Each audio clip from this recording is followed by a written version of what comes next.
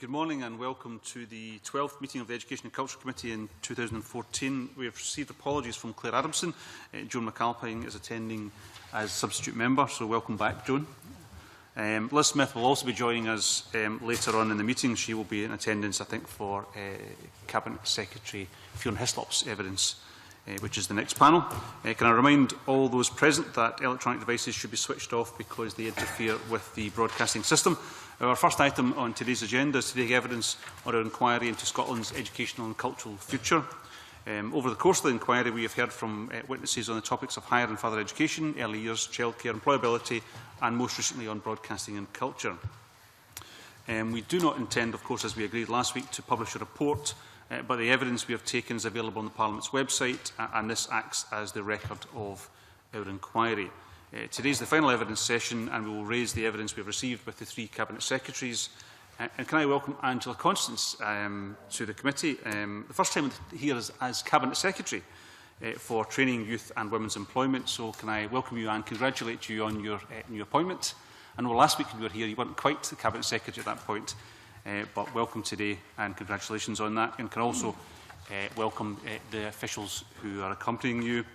And can I invite the Cabinet Secretary to make an opening statement? We would request that it's kept brief, if at all possible. Thank you, Convener. And thanks for the invitation for inviting me to give evidence today to talk about the future of employability in Scotland for the first time in my new role. The White Paper clearly sets out the Government's ambitions for the future. It makes clear our belief that our employability services need to be far more closely integrated, and we need to do that to move more people into sustainable employment. So we must have a system that focuses on early interventions that is based around the needs of each individual. As recent reports have made clear, the existing system is problematic, with different reserved and devolved agencies bumping up against each other. This is not in the best interest of those receiving services, and only independence will allow us to adopt a system that will look at things differently and seek solutions that could make the system work more effectively. Now, Scotland already, as we know, has responsibility for education and skills under devolution, but not for regulation, tax and welfare policies. And all of these are absolutely crucial to supporting people into sustained employment. So in an independent Scotland, we will create a system that works for our people rather than the current rigid UK framework, which encourages providers to prioritise more job-ready participants for support ahead of those people who have substantial barriers to employment. Across Britain, we have seen the performance of the DWP's work programme and how that continues to be below minimum performance levels. We know from the latest UK government statistics that nearly 70% of those completing the two-year work programme will return to the Job Centre Plus unemployed, and I don't believe that that's acceptable. By comparison, conveners, I think we have done well with our devolved powers. I think we've got a proven record of success in terms of modern apprenticeships. We've surpassed our 25,000 modern apprenticeship starts target in 2011-12, 12-13. And we know that 92% of those who complete an apprenticeship are in work 6 months later. We know that positive school leaver destinations, both initial and sustained, are at an all-time high, and that's to be welcomed, and that we continue with our opportunities for all guarantee. And we're obviously looking to build on that success with the recent announcement that we will work towards 30,000 modern apprenticeship starts by 2020.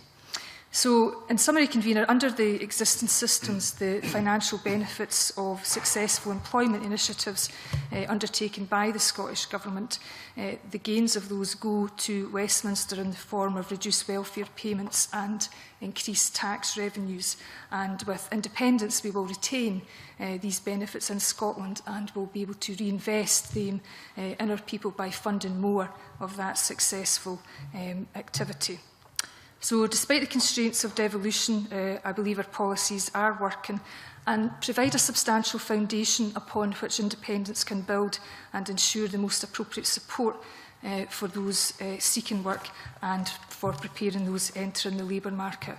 Although I have to say, Convener, we must continue to do more. My ambition is that the pre-recession levels of unemployment were not acceptable, and we have to do far better than that. But we also need all the tools at our disposal to improve opportunities for women and young people and others who face considerable barriers to entering the labour market. And finally, I'll just say a very brief word about the Wood Commission, which provides a real opportunity to create a new approach to vocational education from school right through to employment. And I know that the summit that was held in March was well attended, and I know that Mrs Scanlon attended that as well. And it's very clear to me from last year's debate in Parliament that there's cross-party support for the endeavours of the Wood Commission, and that has to be welcomed indeed. Thank you very much. Cabinet Secretary, we're just going to go straight to questions from members. And can I start with Joan McAlpine? Thank you very much, Convener. Cabinet Secretary, if you had the full powers of independence, what would be the priorities in your brief? What do you think you would do? Well, I think I hope that I've intimated in my opening remarks that a key priority for me would be the integration of skills with personal employment services. In terms of my day-to-day work, not just in this role, but in my previous role, there is much consensus about the need to integrate Skills Development Scotland and Job Centre Plus, certainly amongst the stakeholders that I meet. And I'm not necessarily saying that for political reasons. I think there is a very pragmatic need and a pragmatic focus to bring together, careers advice, employment training with job search and job matching. And it's really about how we create that whole systems approach. So I think one of the big opportunities and one of the big gains from independence is that decluttering of the landscape. And while we try very hard to work well with our partners in local government and also our partners in DWP and the UK government through things like the Scottish Employability Forum, needless to say that division between reserved and devolved powers, where different governments have different approaches and different priorities, things do bump in to each other. And learning from some of the best performing countries around the world, where we really get serious about early intervention, is not just imperative for young people, but actually it's imperative for everybody that's looking for a job. In terms of, we seem to wait too long just now to try and intervene to help those people in the greatest need with the biggest barriers to actually getting into work. And it'll be no surprise to members here that I'm a big proponent, a big advocate for things like the European Youth Guarantee.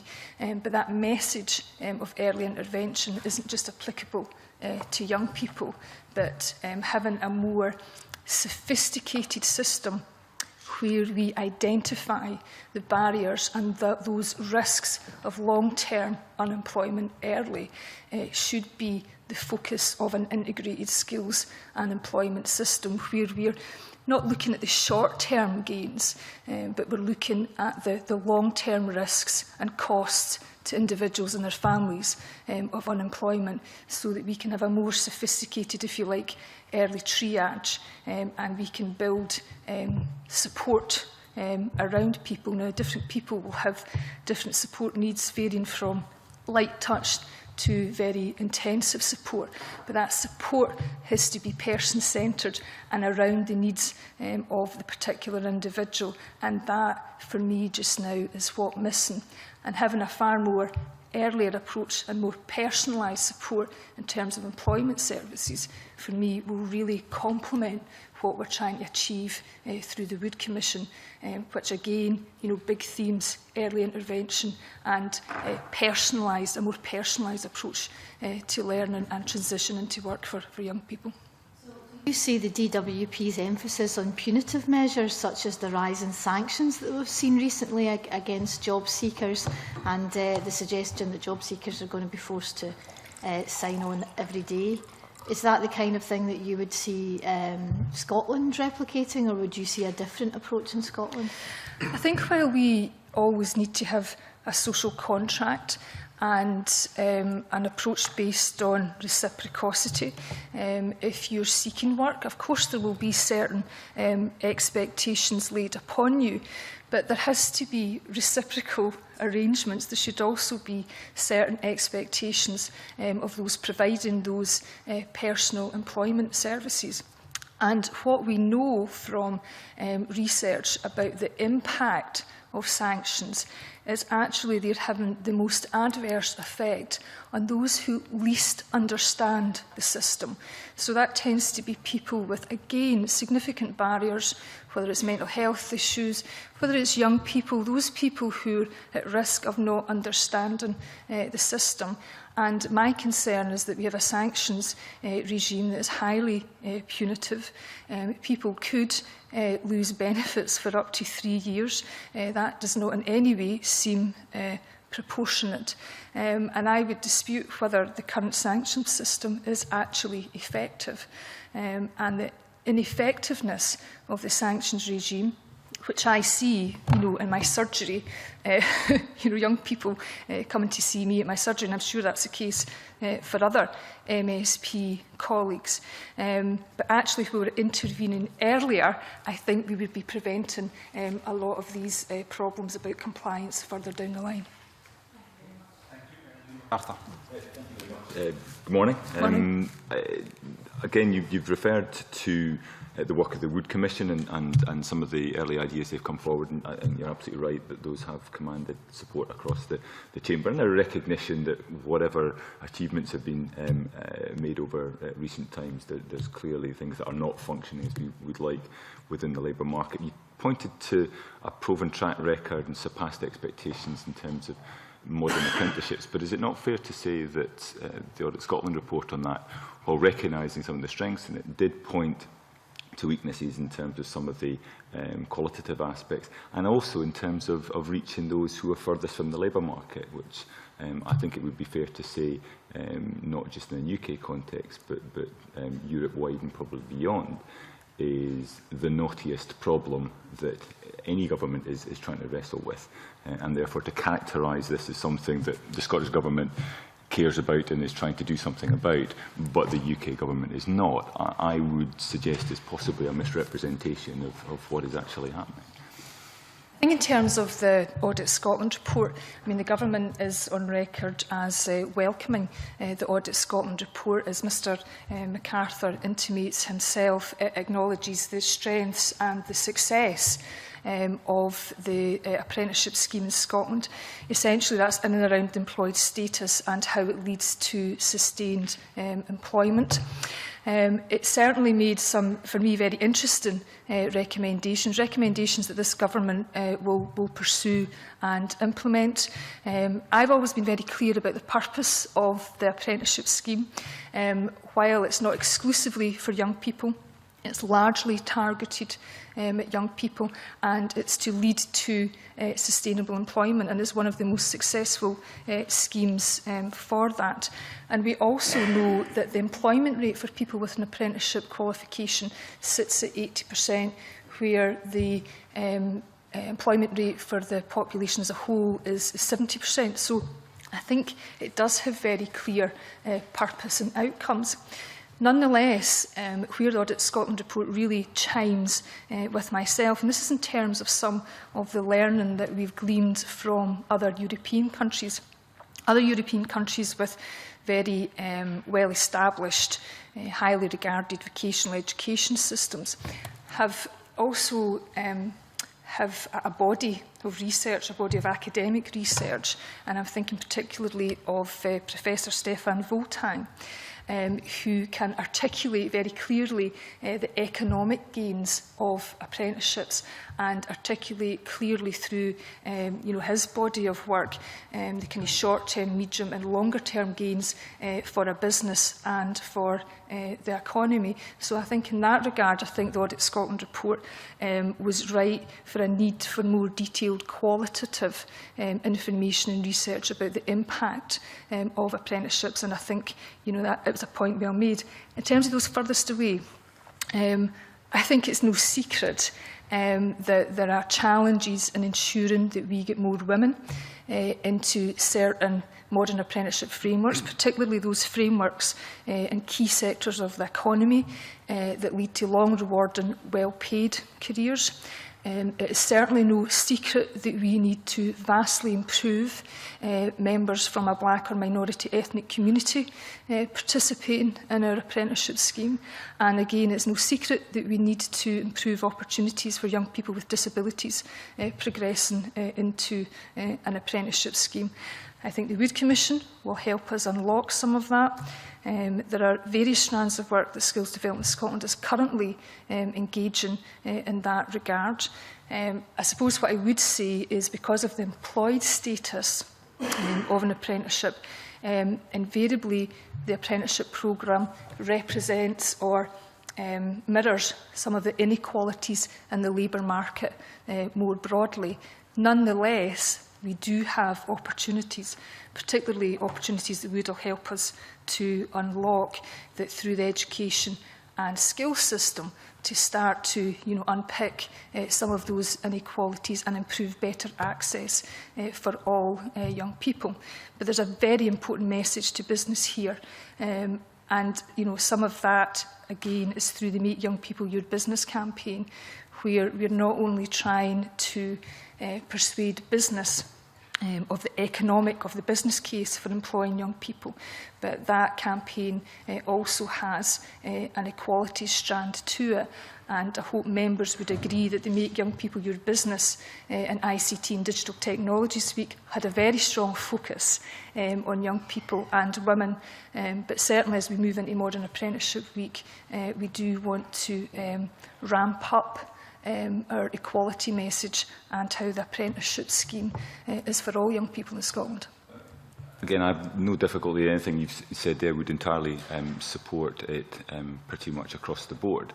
However, it's still the case that in terms of supporting those furthest away from the labour market, in Scotland we have difficulties in achieving that at UK level. We have difficulties in achieving that, and across Europe, governments are wrestling with that issue.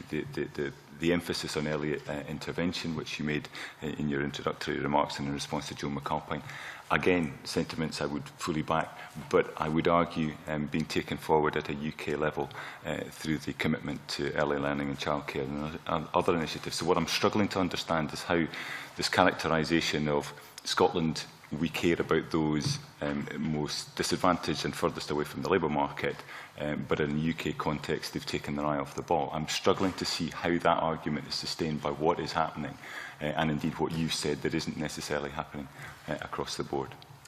I think there is strong evidence from a ream of European countries that particularly when it comes to young people, you need to intervene earlier as opposed to sooner.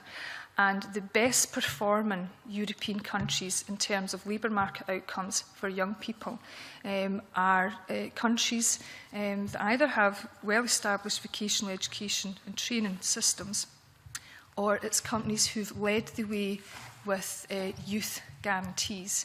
And where the UK government is failing is, they should be intervening, and they have various schemes, whether it's the youth contract. I mean, I know Mr MacArthur speaks a lot about the youth contract, but these schemes should be available to young people from day one of unemployment. The costs of long-term unemployment are absolutely vast, and we know that the more often that young people have periods of unemployment, whether in and out of employment, that has an adverse impact on their overall life chances and their future careers. And when it comes to young people, we absolutely need to be making, whether it's a national insurance holiday that will eventually come available through the UK government, whether it's the youth contract, these things, like Scottish Government schemes, should be available from day one of unemployment. And I suppose that's where there is a fundamental difference. Because I suppose there's also, in my view, a common sense approach.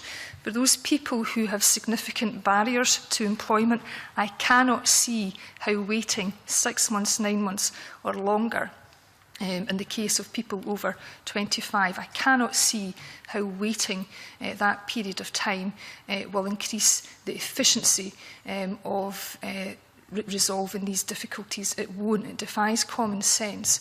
And there are many countries, whether it's Austria, whether it's Finland, have led the way with guarantees for young people, and I'm utterly convinced that is the way that we should go. I regret we can't do it just now, because actually I think there are things that the UK government could be doing just now. But in terms of the full powers of independence, one of the biggest opportunities will be more personalised service and early intervention, because we know the work programme is failing. Very briefly follow up. Yeah, I mean, obviously you've referred to the youth contract and the national insurance holiday again, which I think are positive and I think give the lie to some of the assertions that have been made about the approach of the UK government. In terms of the youth guarantee, you referred to Austria and Finland. My understanding was that figures produced by Eurostat suggest that in Sweden, where this is well established, actually, while it's been successful in the main, again, it hasn't managed to make any real significant inroads into dealing with those further from the labour market. So while I don't doubt that this can play a positive contribution, despite the misgivings of certain MEPs, nevertheless, I think to suggest that it is a kind of magic bullet for dealing with those furthest for the labour market isn't borne out by the evidence we see from other parts of Europe where it has been adopted and is firmly established. I suppose what we know from the programmes that we currently provide, for example, the Employability Fund. Now, the Employability Fund is indeed is used for those that are further away from the labour market, and has a flexibility to address need at a local level wherever the skills gap is. So the employability pipeline, talks about interventions from, grade 1 to 5, from 1 being furthest away from the labour market, from 5 to being, job ready. So the Employability Fund gives local employability partnerships that flexibility to intervene in a way that's required at a local level, and is indeed very focused on those that are further away from the labour market. We ourselves have an employment recruitment incentive for targeted groups of young people, and we've expanded the eligibility criteria for that. So initially that was focused on young care leavers, young carers, ex-offenders, and we've now taken a very broad definition of disability additional support need. So we are trying to find ways to be as flexible as possible within the resources and powers that we have. It still doesn't get away from the fact that you need to, particularly with entrenched problems, one, you want to prevent those entrenched barriers to work occurring in the first place. But you can't leave an entrenched problem 6 months, 9 months, or over a year if you want to increase your prospects of effectiveness of intervention. Well, the thing about nobody would doubt their level of independence or their commitment to trying to deal with this issue, but nevertheless, I think nobody is disputing that the economic climate has provided some great challenges, but it's also true that in Scotland, you know, I would dispute whether or not we were doing well enough by our young people in some marginalised groups in a period of economic growth. When you look at the youth unemployment figure, in sort of 06-07 peaked at 14% at a time when the economy was growing. And that intimates that there are some systemic issues that we need to be addressing. And I would obviously argue that you need the whole range of powers from, you know, welfare tax, you know, employment regulation, etc. You really need the whole gambit to get that whole systems solution. Well, indeed. But the thing about countries like Finland is that within 3 months, 84% of the young people seeking employment have, you know, a positive destination. So I think that's certainly worth aspiring to. But nonetheless, nobody's disputing that those with the most entrenched problems need the most intervention, will need, I suppose, a bigger package of support. But I would still argue that while by the very nature of people with difficulties, resolving those difficulties will indeed be harder than some folk who need very light touch intervention. But I would still contend that you have more prospect of success the earlier that you intervene. Jane Baxter and then Mary Scanlon. Thank you. Morning, Cabinet Secretary. Just to follow up on the early intervention theme, which you've highlighted quite a number of times already this morning. We had an exchange last week when we were talking about Skills Development Scotland and the Data Hub, and I made reference to the need to link that to the GIRFIC processes. And I wonder if you've had a chance to think any more about that and what tools or resources you think might need to be provided on the ground to enable those two systems to work well together. I mean, I certainly don't, Convener, want to rehearse arguments that we got into last week, but I do think it's a valid point that Jane Baxter makes about a whole systems approach and the whole raison d'etre of ensuring the agencies share information is so that you know, we can embed systems and that, you know, we're not having systems that are working against each other. So do you think you'll be providing any guidance to local authorities and partner agencies as to how to actually make that happen? Yes, yes. Okay. Yes. Yeah, another short answer, Convener. Thank you. That helps us move along quickly. Thank you. Mary. Yes. I'm hoping for a short answer to my first question as well. Can I just ask Cabinet Secretary, would you agree with me that you've talked a lot about early intervention, and I totally support that, and you've also mentioned entrenched problems. Could I just ask if you agree with me, and it's slightly out with your remit, that we shouldn't just be waiting until people sign on as unemployed. We should actually be looking at preschool, primary school and secondary school before many of the problems become entrenched. We have heard evidence in this Parliament that you can predict long-term unemployed at the age of 2 and 3 years old. And I just wonder if you would agree with me that more could be done preschool, and also more could be done within the powers that we have to identify early diagnosis and early treatment for people with mental health problems.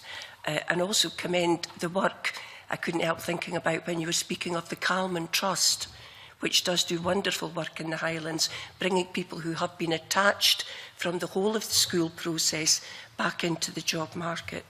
So I'm asking for agreement, Convener, on that point. I think I can agree with the tone and tenor of Mary Scanlon's comments. I think in terms of I think it was Tory tenor we were talking about. I think it was the tone and tenor. Okay. I mean, I think certainly in terms of tackling things like, and if I can give you an example, occupational segregation and inequalities of that nature, I would be of the view that you need a life stage approach. So, for example, we need to be thinking about the role models that very young children are exposed to. We need to be ensuring that you know, primary school children you know, benefit from you know, whether it's construction skills or exposure you know, to learning about science apprenticeships and, you know, the careers, and having that awareness about how their learning could contribute to a career. And then in the senior phase, we need, you know, I suppose, more targeted approach with clearer pathways. And, you know, again, there'll be, I think, specific interventions that need to be tailored about the targeting of training opportunities to particular groups. So, yeah, I mean, I think when you're thinking about entrenched difficulties, there needs to be a life stage approach. And with regards to the second point, I think there's always ways to try and do better with the powers you have and with the resources that you have, absolutely. But that doesn't mean that we can also be arguing for the need for more powers as well. I'll just roll my second question into one, convener, because I know we're running a bit short of time. My second point was really on the European Youth Guarantee. I mean, the UK's policy of a 1 billion youth contract scheme was introduced 2 years ago, before the European scheme, and indeed in the last 3 months national youth employment fell by 48,000. But I just wonder if the Cabinet Secretary would agree with the SNP MSP Alan Smith, who describes the European scheme as, he says, "I'm not in favour of the EU being responsible for delivering apprenticeships, not because he's ideological, but he thinks Scotland can do it better. He thinks it's window dressing. And in fact, Scottish youth unemployment is now higher than the UK. So I'm asking about that one. And my second question as Deputy Convener of the Audit Committee is about apprenticeships, and we've got to take more evidence on this, of course. But in examining the figures from Audit Scotland, I have to say I was quite shocked to discover that the average funding for an apprenticeship was £5,000. When the apprenticeships increased from 15 to 25,000, the average funding for an apprenticeship is now less than 1,000. And also, much of this increase, it would appear, in apprenticeships, was actually relabelling from the old Skill Seekers programme. And it also is the case that there are much more level 2 apprenticeships now than the 3, 4 and 5s. So my second question is probably, why has the average funding for an apprenticeship fallen to 20% of what it was with the previous funding? Let me try and rattle through those range of issues. Alan Smith, MEP, voted for the European Youth Guarantee in the European Parliament. In terms of, if you look at the context of his quote, I think he was expressing concern primarily about the lack of budget attached to it. We now have the Youth Employment Initiative funds, which will be available to the southwest of Scotland. In terms of the youth contract, this government's position was that we welcomed the youth contract, but again, I would say, why wait till 6 months? Let's just make it available for young people day one of unemployment. That's something that the UK government could do now. You know, but they're not. But young people are having to wait until they're 6 months unemployed before they can access it. I think, you know, a very pragmatic suggestion would be for the UK government to give earlier access to youth contract. In Scotland, we've got the Youth Employment Scotland Fund, essentially like youth contract or wage subsidy, and that's available from day one of unemployment for young people. Now, in terms of modern apprenticeships, we moved some years ago to level 2 apprenticeships replacing skill seekers. That was very much at the request and the demand of employers. It's important to recognise that in Scotland, 63% of apprenticeship starts are level 3 or above. That compares well, whereas in England, 63% of apprenticeships are at intermediate level, that's the lowest level. So I think comparatively, we perform well with level 3 and higher. But nonetheless, taking cognisance of the Wood Commission report, we do want to increase those professional and technical level apprenticeships, and that's something that we're very focused on. I think in the previous year, we had around 500 level level 4 and 5 apprenticeship starts, but we want to increase that. And in terms of the funding of modern apprenticeships, I do think with respect at while people are free to look at the global funding figure and do an average per head based on the number of apprenticeships, but in terms of how apprenticeship frameworks are actually funded, I suppose there's 4 things that are taken into consideration. It's the proportion of the taught component. It's to do with the complexity of the assessment. It's also to do with things like the age of the young person, the level, whether it's level 2, 3, 4 or 5, and whether it's in a growth sector. So there are a range of factors that contribute to the funding of a modern apprenticeship framework. Just be absolutely clear, Convener. When I was talking about the average, I was talking about the additional funding was 10 million for 10,600 apprenticeships. So I was talking about the additional funding, which works out about 9,300-ish. But it was the additional, it wasn't the overall average. Does that make sense? Maths is right there, but well, I won't go into it. But yeah, I think it's not 9,000. You said it was 9,000 something there. I think you mean 900 something. If it's sorry, yeah, 1,000 under 1,000. That makes more sense, I think. But in terms of that, I don't know if you want to comment.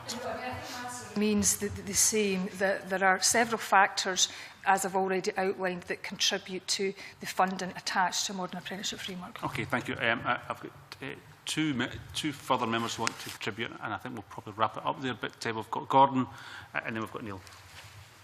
I just wanted to ask you a few quick questions about the Wood Commission. The Wood Commission was tasked with making recommendations to ensure Scotland produces better qualified, work-ready and motivated young people with the skills relevant to modern employment opportunities. What steps are the government taking to achieve this aim, and how is the government going to implement the interim recommendations? Well, I think the Wood Commission is very exciting. I think it's going to be a landmark piece of work, and I hope that isn't too preemptive, because we've only had the interim report. So currently myself and my officials are trying to do the detailed bit of work in terms of implementation. But that will be something that we will obviously report back to Parliament in the appropriate fashion once we've had the final report. And we're expecting the final report in June.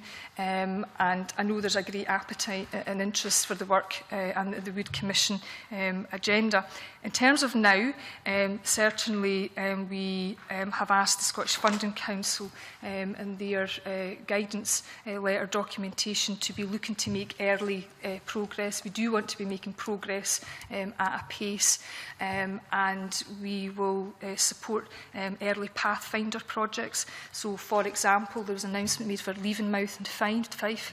Now, that's in and around a shared building, a shared campus. To support the senior phase. It won't necessarily be new capital investment everywhere. So, for example, in my own area in West Lothian, there's funding for an early pathfinder work in terms of young women in STEM, in terms of how the local secondaries work with the local college there. So, we are, making progress. To make full progress, we do, of course, need the full report, and we're in a constant dialogue with our partners in COSLA, because we can't underestimate the role of local government, particularly in terms of school education here. Recommendations from the Wood report said that modern apprenticeships should be aligned with skills required to support economic growth. I mean, where are the skill gaps to provide the opportunities for young people at present? And how do we encourage employers in those areas to take on young people, given that Wood highlighted that only 1 in 4 Scottish businesses currently employ young people straight from school? I think the recent skills survey published by the UK Commission on Employability of Skills is very interesting. It shows that in Scotland we have an increasing proportion of businesses that are recruiting direct from education, but that's it's improved, but it's still only 29%. So the big challenge we have is that we want it to be the norm for companies in Scotland to recruit direct from education. And we know, again, vast amount of research to support this, that in terms of companies who do employ young people, they're very happy with their work readiness. So companies who employ school leavers, 65% of them will say that they're happy with work readiness, and that will rise to 85% for university graduates. The opportunity in and around the Wood Commission is about those very clear pathways in the senior phase. We've got very clear pathways for higher education. We've got world-class higher education in Scotland. So what we want for young people is very clear pathways into vocational education that start in school. I think it's helpful for businesses, particularly small businesses, if some of that apprenticeship qualification can be done within school, because that means when a young person is, say, working with a small employer, that they will have less time, away at college or with a training provider. And I think that's a very pragmatic assessment. But there's a huge opportunity for more personalised learning, for more blended learning, starting in the senior phase with industry-recognised qualifications. The government's economic strategy focuses on the key areas of the economy: energy, ICT, universities, creative industries, hospitality, food and drink, and engineering and manufacturing are, of course, still important. And I suppose this is where careers comes into it. We do need to ensure that educationalists, teachers, young people themselves and their parents have far better access to labour market information, where they know where the jobs are today and the jobs are tomorrow. My final question is, Wood's recommendation number 9 was that the government should consider a carefully managed expansion of the annual number of modern apprenticeship starts. How do you see the number of starts progressing over the next few years? Again, I think that's an example where we've tried to make early progress, and you've articulated that recommendation as it is, a carefully managed expansion that is focused on higher level apprenticeships in key areas of the economy. And what we've outlined is that our ambition by 2020 is to increase from 25,000 modern apprenticeship starts a year to 30,000. But for that increase to be driven by higher level apprenticeships, particularly in key areas of the economy. ICT, energy, all have huge opportunities for young people, and we need to be ensuring that young people have the opportunities not just to get a job, but to get a high quality, rewarding career. Firstly, congratulations on your appointment, Cabinet Secretary. I just want to ask you, as a matter of interest, you've talked about a lot of good policies, a lot of good things this morning. I just want to ask you, what is the total cost of these policies? Has the Scottish Government, for example, estimated the cost of the Youth Guarantee? Well, we're still working through our implementation plans. We always have been clear that in terms of the European Youth Guarantee, that we won't be in a position to implement that in full because of the limitation of our powers. We don't, for example, have control over the youth contract or personal employment services.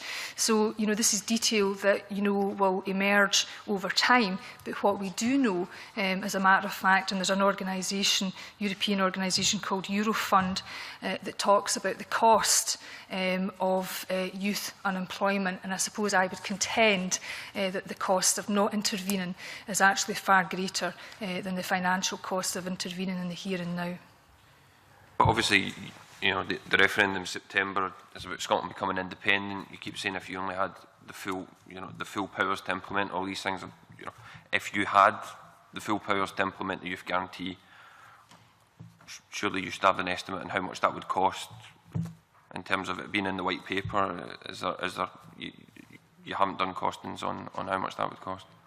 I mean, we're certainly trying our best with the information that we have, Mr Bibby, but one of the issues that came up at the Scottish Employability Forum, which is the forum where COSLA, local government, the Scottish Government and the UK Government get together to, within the current constitutional settlement, where we work together pragmatically and, like grown-ups, where we're trying our best to align services where we can.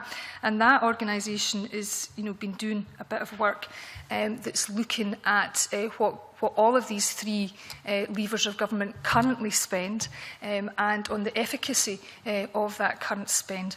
And I have to say, at the last meeting that I attended of the Scottish Employability Forum, I mean, there's significant information in relation to DWP spend that is not at this point in time actually available. So a lot depends on how you implement the European Youth Guarantee, and I don't believe any country in Europe as yet would have a fully worked out cost of taking forward the European Youth Guarantee. Nonetheless, every country apart from the UK is signed up to the European Youth Guarantee. 23 member states have submitted their European Youth Guarantee implementation plans, and we will wait back for feedback in June, I think it is, from the Commission, who will make some very country-specific recommendations. So, to be fair, Mr Bibby, there is a body of work in progress. Will that be available before the referendum, or an estimated costing of the policies in the white paper? Well, I mean, will we get information from the DWP before the referendum about how much they're actually spending in detail, and more detailed clarification on the efficacy of their spend? I think things will be much easier after the referendum. Thanks. Okay, thank you very much, Cabinet Secretary, and can I thank you and your officials for your time this morning. We're most grateful for you coming to committee. I want to suspend briefly for a bit of change over witnesses. Thank you.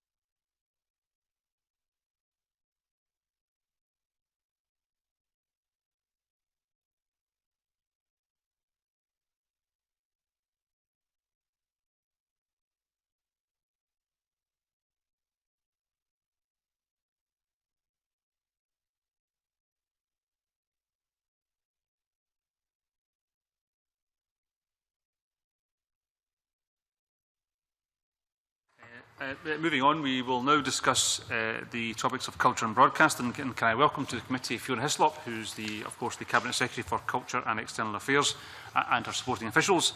Can I thank you all for attending today. We are grateful for your time. I'm just going to move straight in. Well, no, I'm not. I'm going to invite the Cabinet Secretary, first of all, to make any opening remarks.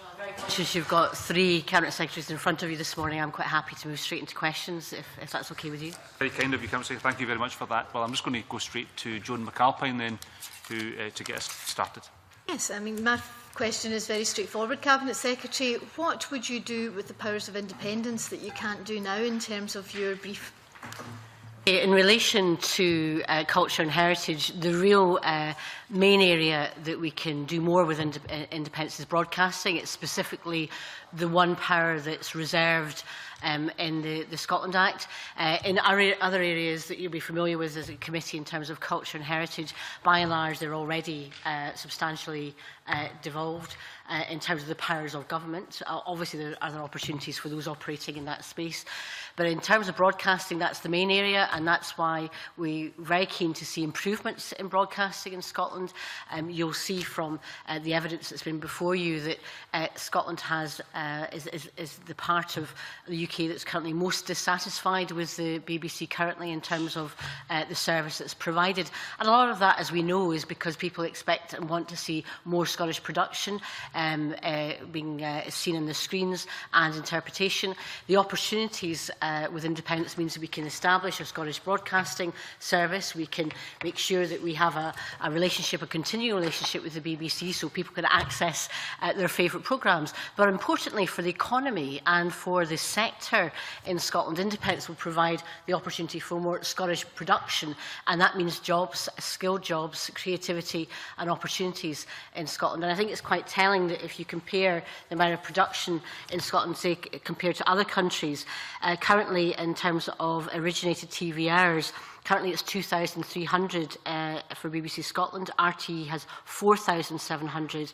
In Finland it's 4,900, again comparable sizes. So it's not just about the kind of powers that a government has, it's actually the powers with independence to do something to stimulate creativity and the economy. And I think we should see the opportunities of independence, not just about powers of a government, but actually in what it means to viewers, but also in terms of jobs and skills in the TV and production sector.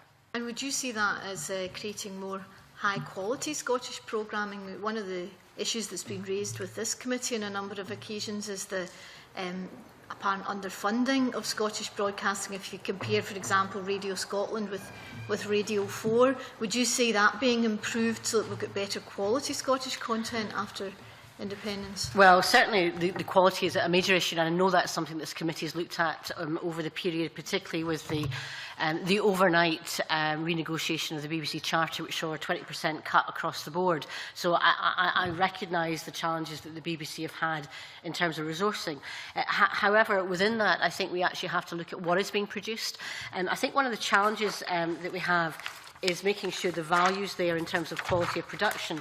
And there is a kind of main issue in relation to drama in particular. Quality drama really makes an improvement in terms of value. So, and this won't include Waterloo Road, and again, the implications of Waterloo Road going are quite substantial in terms of a driver for quality jobs in the production area. But if you look at the figures, the last production in 2010-11 that came out in the review of the market in 2012, although only 5% of the commissions, and this is the commissions in BBC Scotland, were on drama, 63% of the value came from there, which shows you how high quality drama is not only one quality for viewers to see, but also helps in terms of the skills development, in terms of the value of high paid skills. And it's also in relation to film and television production, because obviously the skills can move in between. A healthy television, high quality television production sector can help feed the film industry as well. So they're interchangeable in terms of what that means. But we have to have quality services. In terms of radio, it seems bizarre that other countries with a similar spend can have a far wider range of radio stations. We're very limited as it is now. Obviously BBC Radio Scotland, does what it does, and obviously there's you'll hear no doubt from the listeners' boards as to the balance between, say, music and spoken word. But actually, if you look at other countries, they have a far better range of channels. And I think one of the interesting things about having a Scottish broadcasting service is to introduce another channel, because you see that tension already for those that like to hear more of the spoken debate or discussion or phone-in programmes. Well, some of us like the phone-in programmes and some of us don't. But, you know, but some people want more music. And one of the challenges, how do we get more exposure to more types of music in Scotland? How do we get more exposure to new bands that are coming in the contemporary scene? How do we make sure there's more exposure for our wonderful range of classical orchestras? So the opportunities are really there. And I think one of the things that I'm very keen to do is to cast what we're producing in terms of the white paper and the Scottish Broadcasting Service and what other countries expect. We've got something, you know, very special in terms of the skills and the talent that we have with BBC, but I'm not sure they're being deployed in the best use for the nation. And I think we could use the assets, the skills and the capital assets of BBC Scotland to build on that, to have a broadcasting service, have another channel, but also have more radio as well. And that actually can then drive up. So it's not just volume, I think you're correct to say, it's not just hours that's there. The criticism currently, as you'll have seen, for some of the kind of commissioning aspects, it's made in Scotland, produced in Scotland, but in terms of the content, it might not reflect Scotland. There can be wonderful you know, stories about moving house, for example, which can be entertaining, can generate income, for example, but might not necessarily reflect Scotland to itself. So we've got to get that balance right. That's not for government. That's absolutely for the broadcasting service. And I respect the independence, absolutely, not only of BBC Scotland, but also of the new Scottish Broadcasting Service. When this Parliament was set up, there were high expectations right across the political spectrum of a change in Scottish broadcasting. And when this government came in, you set up the Scottish Broadcasting Commission. Are you disappointed that the broadcasters haven't, and the regulators haven't done more to develop Scottish broadcasting within the devolution settlement? I think there's huge potential. I'm not sure that potential has been properly fulfilled. I don't think there's necessarily been a drive or determination to do that. I think at management level, I think the serious point is at management level. I think in terms of the production, we saw the Scottish Broadcasting Commission established very early in the life of devolution, making it quite clear in terms of volume, in terms of production, that there needed to be improvements. We have seen some improvements. It got up to 9%, but then has fallen back down to 7.6%. And I think going forward, unless we get replacements of high-quality drama coming in, that figure will fall. So, you know, improvements have been made. I acknowledge that. But I think it's under hitting potential, and that's what I think is really exciting about the Scottish Broadcasting Service. Certainly in terms of production companies and what it can provide for the independent sector, but also for the staff that's there. I think there's great potential there, and I think it's just been under hitting what it can do. Some of it is, I think, internal decision-making. Some of it has been external constraints. And as this committee has been monitoring the how the BBC Scotland have been dealing with the cuts that have come their way, some of that has been external, but I do think some of that has been internal as well. Thank you very much. Thank you. Colin Beattie. Cabinet Secretary, you've very much emphasised the opportunities in connection with broadcasting. I wonder if you might be able to touch on the opportunities to export our culture. It's something that Irish have been particularly effective at, and I think, without wishing to go too far down market, shall we say, there's hardly a city in the world you can go to without tripping over an Irish pub. And Ireland has a presence and a persona, if you like, across the world. What are the opportunities for Scotland to emulate that? Well, I don't want to get in trouble with the licensing trade, but I think my ambitions for Scottish export of culture goes beyond Scottish pubs. But I think it's one of the things that we as a government have set a lot of store by in terms of where we've been under devolution. So, for example, the International Touring Fund that we have for our national companies is something that I've maintained, you know, despite the pressures that we've had. But I think in terms of how a country is promoted abroad, yes, it's about trade and industry, but also in terms of how people perceive a country. The culture is a very important part of that. And I think in terms of independence, there will be far more opportunities to do that. Because currently, for all the best will in the world, and although I know and I will say that in terms of British embassies, they've supported me when I've attended in different events. We've had cultural events in conjunction with them. It tends to be just when a Scottish minister is there, just for a very short period of time. The point about what we can try and do in terms terms of showcasing our talent is we can do that on a more consistent and persistent basis in more countries, I think, is the opportunity. But a lot of it is about talent. You can promote what you have, but unless you've got quality talent, you know, you might not reach where you might want to reach. And the thing about Scotland is we have got world-class talent, and that world-class talent has been showcased in festivals all over the world. Part of my discussions with the French, for example, has been about the festivals and how we can work together. I've signed an intent with the French Culture Minister, and Avignon, which is a great festival in France, is our festival, and you know, directors are involved with them about programming and what they can do. That's not for government to dictate what happens. That's relationships that are built professionally between professionals themselves. Our job as government is to provide, I suppose, the platforms. Now, some of that is within International Touring Fund opportunities, but also showcasing talent, and that's where obviously the external reach. And I'm working already with SDI to make sure that we can showcase Scottish talent when we can, in terms of trade visits, etc. You can do so much more of that with independence. It's kind of limited as what we can do just now. But the strength of cultural and heritage links are the quality of what's, you know, of that combination. This committee has taken previously an interest in the National Libraries. I was visiting the board yesterday, and they've been working in Hong Kong recently on a fantastic exhibition, which I'm sure you'd want to hear more about. So there are things that can happen already and do happen because of the professional relationships which our institutions, our national companies, our national collections have already. I just think the opportunities for independence you know, allows that showcasing far, far more, and branding as Scottish. Which allows us, I think, that USP, because again, it's quality. Some of it's contemporary, some of it will be heritage, but it will give us more opportunities and more platforms for more connections. So it's, you know, it's opening things up. Can I say, you actually touched on my second question when you referred to British embassies and so on. Obviously, there's a substantial network of British embassies overseas. And I've seen in the past newspaper comment that the loss of these will constrain our ability to get our culture out overseas. Would you agree with that?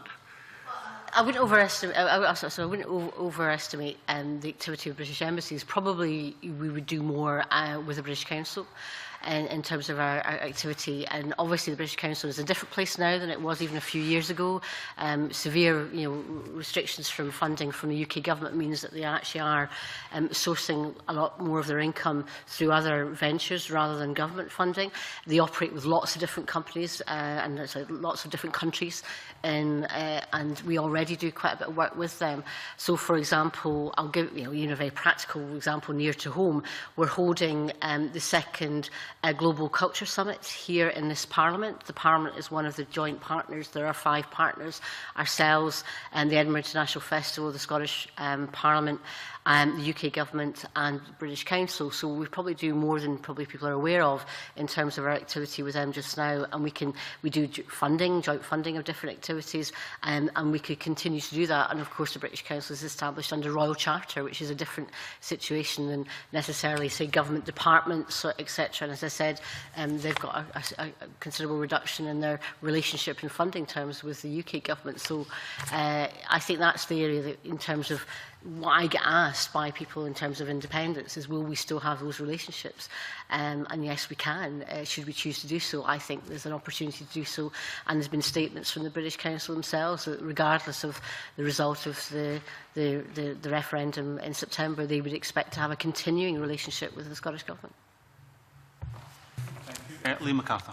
Thank you very much. Good morning, Cabinet Secretary. I couldn't find fault, I don't think, with much of what you said earlier on in terms of the unfulfilled potential and the aspirations that we should be having. I suppose where I would depart is in the conclusion that independence is required to fulfil that potential, as opposed to a further devolution of responsibilities. And I think we heard from Equity last week, which suggested some of these problems about a centralised mindset are as much a problem for parts of England as they are for Scotland. But in relation to the point you've just made to Colin Beattie, you will have seen the evidence we got from PACT earlier in this process, where I think they were concerned about the extent to which SDI would be able to replicate the support that is currently available through embassies and through UKTI. So it's obviously not simply when the Cabinet Secretary swings into town that they are mobilised in support of Scottish production companies and the wider sector. Do you not recognise that as an issue, that it would be very difficult for an independent Scotland to replicate the extent of that network, even if the focused effort in certain markets could be delivered?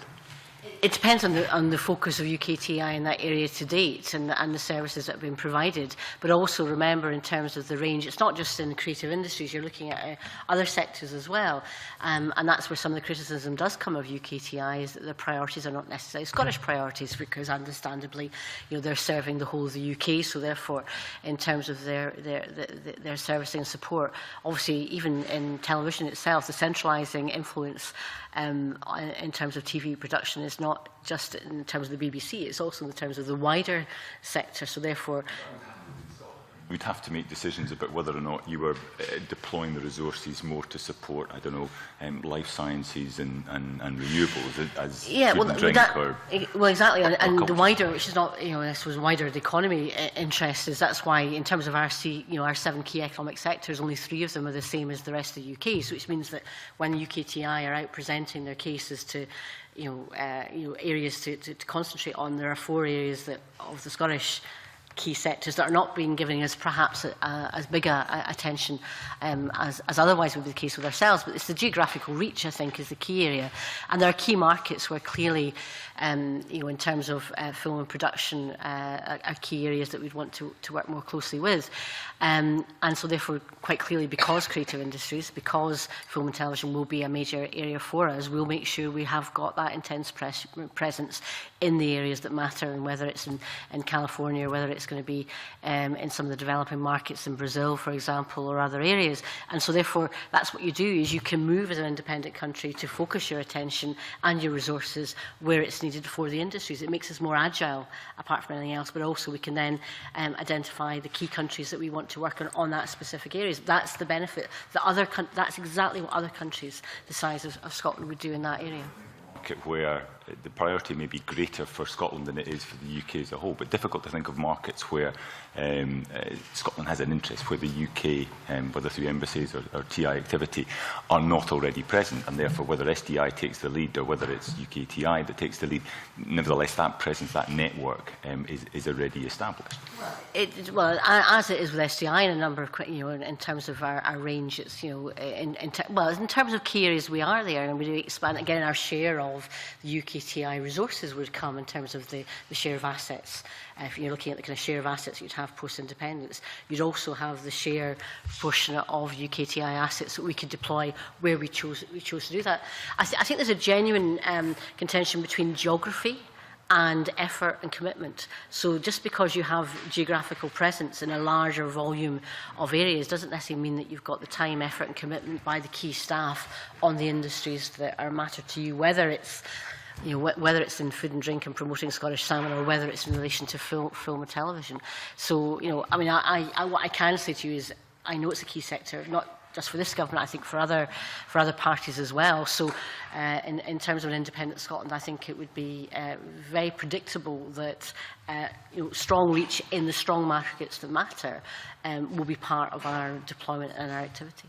One of the strongest markets, obviously, is the UK itself. I mean, we heard that from PACT, we heard it from Equity and other witnesses. There would seem to be concern from PACT about the consequences of independence for UK network financing, network commissions, and how Scottish production would be considered. Would it be considered as independent in an England or a rest of UK market? What consideration have you given to that? And the other point, I suppose, that was being made was in relation to international cooperation treaties and how those would be renegotiated, how quickly those could be renegotiated. Well, in terms of treaties, it's not just obviously in this area, it's in other areas as well. And as set out in the white paper, we would look to the kind of principle of inheritance of treaties in a whole range of areas.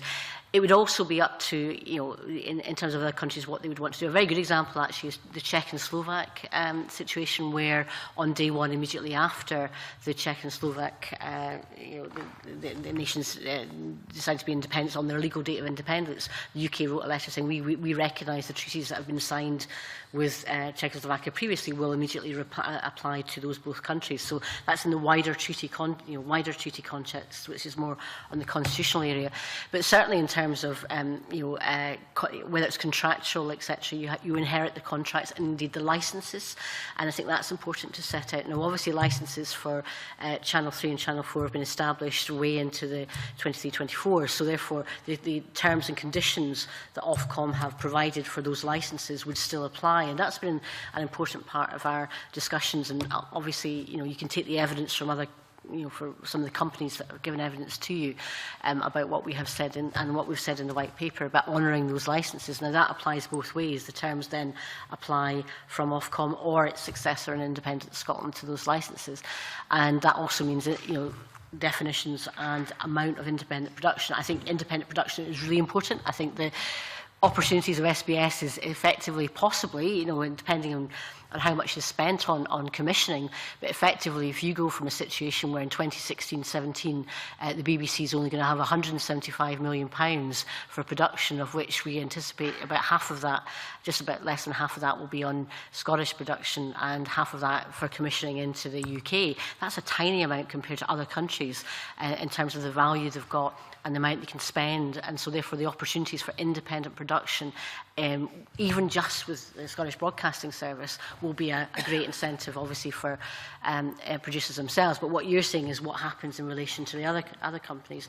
Relations with Channel 3 and 4 in particular will be continued in terms of the licensing as set out. We've agreed to honour them. That's what's set out, certainly if the SNP were the government in Independent Scotland. And in relation to the BBC, that would be a determination, again, in the terms of our agreement of a joint venture with the BBC, because we think in terms of the production commissioning, the big thing that we can do, which I think will be of interest to other parts of the United Kingdom, will be the importance of moving more commissioning, the decision-making to Scotland. So although currently you see a shift in the percentage of production that's coming out of individual companies, the commissioning decisions are frequently still being made in London, and we need to shift that. And I think that will be the opportunities with a joint venture to make sure there's a bit more balance in that. So I can give you as much reassurance as I can, but the operation of Ofcom and licensing and the conditions for independent production would stand, and we would honour those.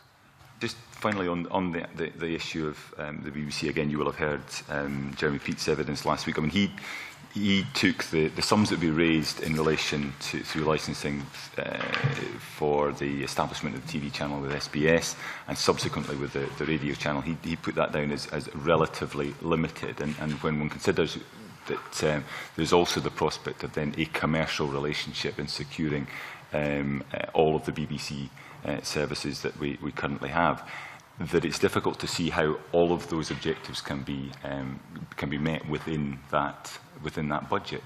I mean, presumably, the more that we want to do in terms of commissioning Scottish production and all the rest of it through SBS, the less is then available for in terms of that commercial arrangement with the BBC. Okay, and Convener, if you can bear with me, I want to go through some of this because I think it's very important, and I'll be giving you some figures. If you need to follow up on this, I will. If you look at the current situation, £320 million is raised by licence fees currently. 13, we think, would come in terms of commercial contracts, and obviously you've got 12 from MG Alba, although I'm very keen to protect and maintain the very high quality that's coming out of BBC Alba just now. So the income levels of 345 are what's estimated as what the income levels of licence fee compared to what we have just now. So 345 is the figure that takes the licence fee and the other sources of income. Okay, the BBC spend. Jeremy Pete's figure was around 270, 260, 270. In terms of licence fee income? Well, but then I mean, you've added the ALBA fee and the commercial stuff. You've not actually factored in the commissioning that presumably would be netted off. Well, I'm just about to come on to that. But, so in terms, I think that's why, if you can bear with me, if I set this out. So in terms of, I think it's recognised that it's 320 generated in terms of licence fee. I don't think that's disputed, right? I think so. If you look at what you can do with that, if you look at what's going to be happening under the current situation, if there's a no vote in terms of where the BBC are headed. Currently, there's about £201 million spent in the year 11-12, the most recent figures, on production in Scotland. That's likely to go down at the point of independence in 2016-17 to £175 million. That's quite a reduction, and that's part of the cuts that we've been talking about has been happening over recent years. But if you look at the size, if we're saying, therefore, in terms of the spend that Scottish Broadcasting Service could have, we have £345 million to spend on the service, or £345 million to buy in. Okay. Now, we're recommending the joint venture in terms of the sharing of the production that's produced already, but in relation to let's take a no scenario, which says that a party gets elected to a UK government that is not completely in favour of public service broadcasting. And remember, the BBC Charter is up for renewal and renegotiation by 2016. But in a situation where a future UK government was not in favour of public service broadcasting and they set up more to privatise the BBC, and you were in a contractual basis, if you take the example that currently exists, where if Scotland had to buy in the contract as opposed to do a joint venture, in terms of the spend in those areas, if you look at what other countries do, if you take the situation of Switzerland and the Netherlands and Ireland in purchasing in the figures, if you look at currently Ireland and the Netherlands and Switzerland access BBC content using the UPC cable company. Now that's about in terms of households, that's 3.5 million, right? If you then to say, okay, if you take even the whole BBC worldwide income, and that's far more than just the European, that's, you know, looking at Middle East and Asia, the generation of the income from selling the BBC content, because obviously, you know, if you go to Ireland, Netherlands or Switzerland, you can access everything on the BBC. It's done by contract, by selling, because they purchase the programmes. The BBC worldwide figures, which is obviously far more than just the European figures, assume that 216 million was accounted for by the UPC. So even if you said, in comparison, take those figures for Switzerland, Netherlands, Ireland, even if you said all of the BBC World income, which came from that, and then you worked out how much it would cost for Scotland, that would come to something like 146 million it would cost to buy in. Now, commercial contracts are confidential. In terms of trying to get access to information, that's a challenge, not least because of the BBC's own position. But even taking publicly available information about how much the BBC Worldwide earns from contracting, it shows you that on those figures of 345 million income that I said, licence fee plus other areas, you would have 174 million pounds of licence fee that you could then deploy on the Scottish Broadcasting Service for Scottish use. Now that's interesting. That compares exactly with the same figure that under the current status quo, if the BBC continues, would be available within that. Now, why is this possible, and why do we? And it maybe comes back to Joe McAlpine's question about how the BBC currently uses its resource. If you look at RTE, for example, it spends its resources £286 million. What do they get for that? They get 4 distinct TV services. They also have, in relation to radio, they've got far more radio. If you look at other countries like Finland and Germany, the provision of what they have, the same amount, roughly the same amount of spend, is far more. They get more television and they get more radio. So the opportunities are there. Some of it will be how much money we can put in. But even on the worst case scenario of having to buy in content, that can be done within the resource base of what we've had to deploy. Now, we think a better way than the contracting of buying in buying in the contracts would be to enter into joint venture with the BBC, where they continue to benefit from the productions from Scotland that go in, the commissions that come from Scotland, and they go into the BBC. But I do think that, you know, just as much you're examining the situation of the white paper, we should also make sure that we're considering what might happen to the BBC 2016. And I'm not sure that everybody knows exactly what will happen to the BBC post 2016, because remember the Charter ends in December 2016, and even under devolution, in terms of other parties' position, it's unclear that there will be any substantial change to broadcasting. And although I think that in the general discussions people would be anticipating that there would be more change than there is, actually the only real improvements and change to broadcasting that currently is on offer is that that's set out in Scotland's future. BBC is the message, is it? Well, we believe in public broadcasting. There are people that don't. I mean, Jackson Carlow, who's one of the members of this Parliament, has made it clear that he thinks he should get rid of the licence fee. It should stand on its own 2 feet. You know, there are. I'm not saying it's your party, but there are, you know, people in other parties that have particular views. And if you look at private members' bills currently going through the House of Commons in relation to the BBC, there's been, you know, a real attempt to undermine the public service broadcasting ethos by some of the parties. But I'm sure Liz Smith or others will leap to the defence of our colleagues at Westminster on that matter. So, Liz Smith. Thank you, Convener, and thank you, Cabinet Secretary. You've just referred, Cabinet Secretary, to what you expect to be a joint venture. Could you detail the discussions that you've had about the plans for discussing exactly what the relationship will be for the Scottish Broadcasting Service and the BBC, should there be an independent Scotland? I meet the BBC on a regular basis. I have met with Tony Hall, the new Director General, and I meet with Ken Macquarie and the team in BBC Scotland periodically. I have set out to them what we would want to pursue in terms of our operations. We have shared with them what our plans would be. We have tried to engage them in those discussions. However, as you will well know, the BBC themselves have delivered a self-denying ordinance in relation to the points. And I might want to quote in particular Ian Small, the Head of Public Affairs at BBC Scotland, at the Salford Media Festival on the 20th of November. He said, there will be discussions at some point, but right now, given where we are relative to the referendum, I think if we were to hold the position or to be seen publicly to hold the position on a constitutional issue, which effectively broadcasting is as part of the referendum, that could be seen to be as colouring and partiality relative to reporting on the referendum. So just as we've had discussions with other companies and other institutions on a private and confidential basis, and I understand that that would have to be the case, the discussions with the BBC Scotland have been quite limited.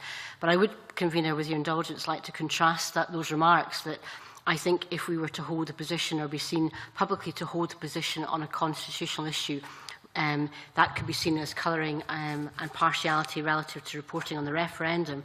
And I think comparing that to the situation and the comments very recently from the BBC Scotland's NUJ chapel on the CBI issue, that there's very real concerns, and that members of the NUJ union at BBC Scotland have called on the BBC to immediately resign from the CBI to protect their indie ref impartiality.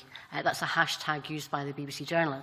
So I'm not quite sure whether the CBI have a more privileged position than the Scottish Government in terms of access and discussion on issues that may be perceived to be of a constitutional nature. But I stand willing and able to have private and confidential discussions with the BBC to make sure that the excellent staff and the services that are provided with BBC Scotland can have a smooth transition when we move to 2016 and independence. Notwithstanding that, Cabinet Secretary, the Scottish public need to make up their minds whether they're going to vote yes or no on the 18th of September. And they need to know what the relationship would be between the BBC and the Scottish Broadcasting Service. Jeremy Peat, last week when he gave evidence to this committee, was very clear that that relationship would be different, which is what the White Paper says too. And he made the point that other countries, and I quote him here, other countries out with the UK, which obviously Scotland would be in an independent setup, are required to pay for access for some services like the iPlayer and the web, and that the services which are provided would be somewhat different. What guarantee can you give to the Scottish public that they will see no diminution within the services that are provided to them in the quality, and that there is an appropriate funding that is in process for that? Well, I've already set out the funding. The value of the funding of the income would be £345 million. In terms of how that's deployed, I think it can be deployed with a joint venture. I think that's the recommended route forward in the white paper. However, under the circumstances that a future UK Conservative government, for example, did not believe in public service broadcasting, and we were left in the situation of purchasing in programmes as per the other countries that you've mentioned, that happens, and if you're living in Ireland, you receive the quality and indeed the range of those programmes that you want to receive. So if the interests of the viewer, I will probably be less in relation to the relationship we have with the BBC. What they want to know is, will they get the programmes from the BBC, and will they get the quality of the programmes? And that can be guaranteed either by joint venture or, in the worst case scenario, of changes to a UK government's future view in public service broadcasting, purchasing on a contractual basis, as happens in other areas. Our preference is for a joint venture. Could I ask you, Cabinet Secretary, will the Scots have to pay for the use of the BBC iPlayer as they do in other countries? Absolute categorical assurance. Yes. Okay. Could I ask you, in terms of the financing that you have set out, I would understand that that's for the period of 2016. What guarantees have you got that that funding arrangement would continue in years beyond that? Well, in terms of funding, the majority of funding comes from licence fees. We think, although there is a debate that's happening internationally, indeed, and it's interesting, Finland have just moved away from a licence fee, but our view is that licence fee will continue, and that would be a source of funding going forward for public service broadcasting, because we believe in public service broadcasting.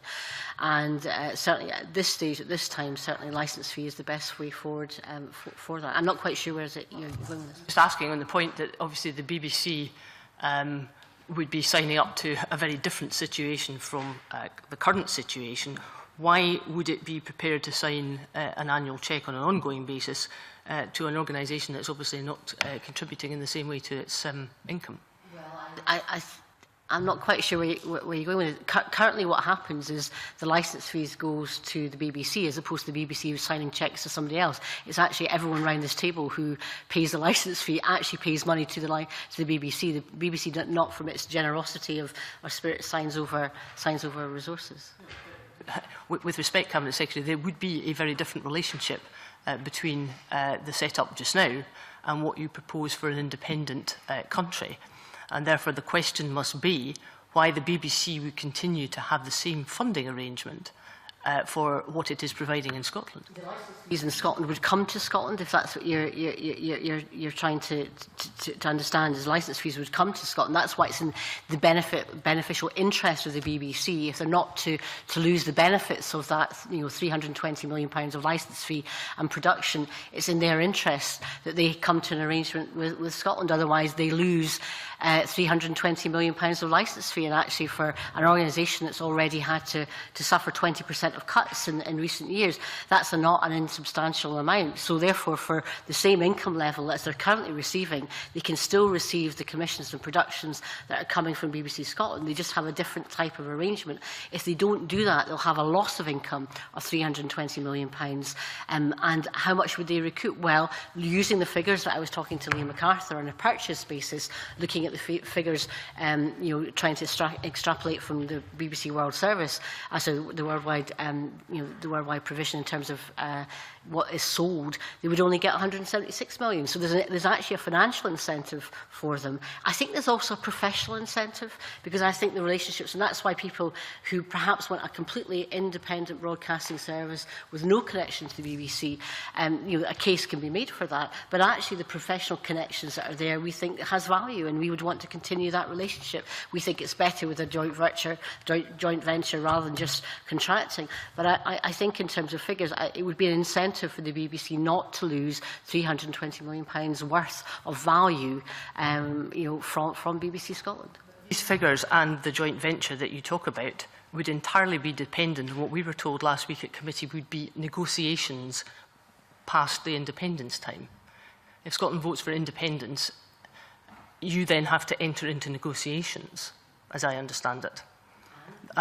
And how do you make clear to the Scottish public what the broadcasting service will look like beyond independence if we haven't entered the negotiations? No, I think the discussions and the negotiations that take place, of course they'll have to take place, and that'll happen in a range of areas. I don't think people will expect them not to take place.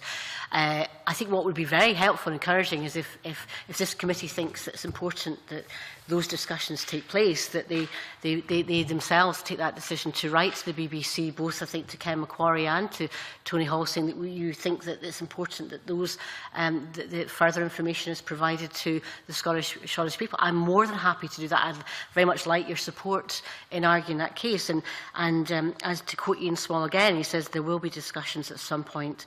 Now, at some point will be certainly.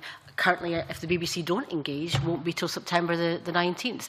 I'd like it, and I think you would like that to happen before now, because we would be able to provide more, more information that I think people might want. But I'm glad to have your support from the committee, and I will leave it up to you to make a decision as to whether you want to do that. But it's not my responsibility at this stage. It is the BBC's responsibility. The ball is firmly and squarely in their court as to how much they want to engage and what information they want to provide.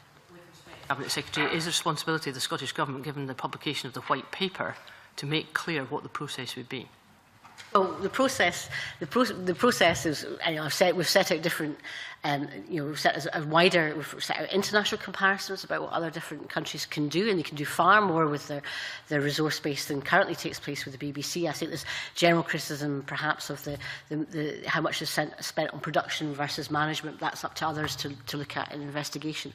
But in relation to in relation to how we can do that, we've set out that we would set up an expert panel that would set up provisions for Scottish Broadcasting Service. It could be established by legislation, it could be established by Royal Charter. There are different means by which that can be done. We've got an 18-month period. It makes sense, and in fact the timing, because of the end of the BBC Charter on 31st December 2016, is an appropriate time for that transfer to take place. But in terms of the period now, I mean, I'm more than happy to engage with the BBC. I invite them to do so. I've invited them and had those discussions and made those offers privately. I'm now doing it publicly, and if I can do it with your support from this committee, I think that would be very helpful indeed. Convener, I just want to follow up on those questions there.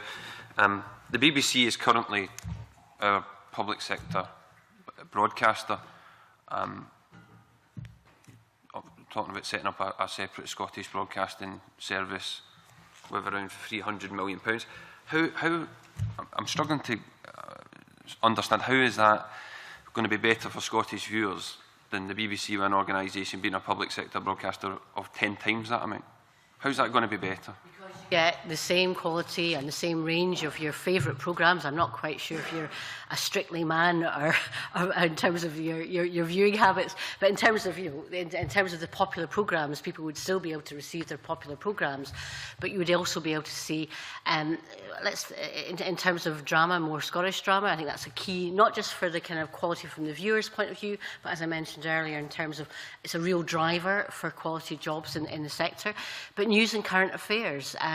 The most frustrating part, as we all know, of some of the coverage that we get, is that when you're watching the UK 6 o'clock news, you're getting reports on health or education that apply to a system where obviously these areas are devolved, and that's actually one, confusing for people, but also that could be done in a different way. So you'd get, in terms of your news and current affairs, far more coverage in relation to the needs of Scotland, but also the opportunities for drama at the same time as being able to receive, as Ireland and other countries do, the Netherlands and Switzerland, the quality of the BBC productions that we have. So it's a great opportunity, and so therefore the value of that would be very strong. And in relation to, if you look at other countries, I think Germany is quite an interesting one. If you're looking at models where you have a situation where in Germany you have 3 public service broadcasters, one's radio, but if you look at their TV broadcasters. ARD operates with 9 regional broadcasters. Hessen, which is the size, say, 6 million of a population, obviously bigger than Scotland, but Hessen provides over 7% of their output for Channel 1. Their income would be more than what we're saying would be an independent broadcaster. Their income is 398 million. They have 2,500 employees, and in terms of originated hours, extensive originated hours. So the quality, the range of production and what you see is beneficial. Now, you might say, well, that looks almost like that sounds a good deal. I think it probably emphasises the original point perhaps made by Joe McAlpine, that even under devolution, we're under-hitting the potential there is for more jobs, more services, more Scottish production as part of the current setup. Now, we think that can best be achieved with independence, but the only way you can do that is to have the legislative provision and your hands in terms of the legal structures, in terms of the provision to have the responsibility to directly fund an independent broadcaster through the licence fee. In terms of what you've just said, the problem as I see it is you're talking about we'll continue to have all the same BBC programmes. That if we become independent, set up a Scottish Broadcasting Service, currently those programmes are part of the British Broadcasting Corporation. They are for viewers across Britain. We become independent, we buy them in. They go from being British programmes to being rest of UK programmes that we just buy in. It's not. You expressed a frustration that we don't necessarily, get all the coverage in the BBC news. Obviously, it's a British news programme, so it has news from right across Britain. But if they become rest of UK programmes, we're just not going to have the same influence over those programmes. We're not going to get the same coverage in those programmes. There's a whole load of programmes that you could mention. That's, I see, is the problem. We're part of the BBC at the moment. Under your proposal, we're just going to buy in some programmes. BBC will not be our public sector broadcasting. I think you misunderstand what's set out in the white paper. Page 309, if you look at chapter 9, sets out what our proposals are. Now, we think there should be a joint venture with the BBC, so the exchange for our production that comes from Scotland. Currently, it was at 9%, in terms of what's provided from Scotland to the BBC, and that's done in exchange for access to their other areas in terms of what they can then provide from a UK, which we can then either take or not take, depending on what we can provide as an alternative from the Scottish Broadcasting Services, what's applicable, what programmes are applicable. The issue about whether you'd have to buy in, that's not what's been recommended in the white paper. What I'm saying is if we were left in the situation that's what you had to do, you could still afford that as well and have a situation like Ireland or Germany or the Netherlands or Switzerland that can see all the popular programming from BBC, and it's done on a buy-in basis. That is an option. I'm just saying it's not the one that's recommended in the white paper. What's recommended in the white paper is a joint venture, which is not about buying in, but in the worst case scenario, should you have to do so, you can do so like other countries do. Well, all I say is we have a joint venture, it's called the BBC just now. For this committee, and it spent a lot of time in it, is in that joint venture of description that it has just now. Are we getting quality in terms of production? Are we getting our fair share of production? Are we making sure that in terms of the hours that are produced, we're getting a better deal? And I think if you look at RTE, where they've got a spend of 286 million, they have originated hours of 4,700. If you look at Finland, population of 5.4 million, with a spend of 386 million, and they get almost 5,000 hours of production in Scotland. That's almost double what we have currently. So I'm not sure in the current situation we're getting the value that we could do. And I think the only way and the only option just now for that increased production is with independence. No offence to the RT or Finland, I'd rather just keep the BBC. That's what we're BBC. That's what's been proposed in the white paper. Yeah, I think we've got a number of members who still want to come in. I want to try and, and time is extremely short, so can I say to all the members who are still on the list to speak, I'm going to give you one question each. So quick question and reasonably quick answers would be helpful, Cabinet Secretary. I believe, Gordon, it's a supplementary. Yeah, I'm just going to ask about the RTE and BBC Northern Ireland situation. I mean, you've talked about continued relationship with the BBC, or it might be a joint venture. But my understanding is in 2010, the Irish and UK governments signed an agreement that BBC 1 and 2 would be shown in Northern Ireland, and would be shown in Ireland, and RTE 1 and RTE 2 would be shown in Northern Ireland. Is that not an alternative relationship we could have?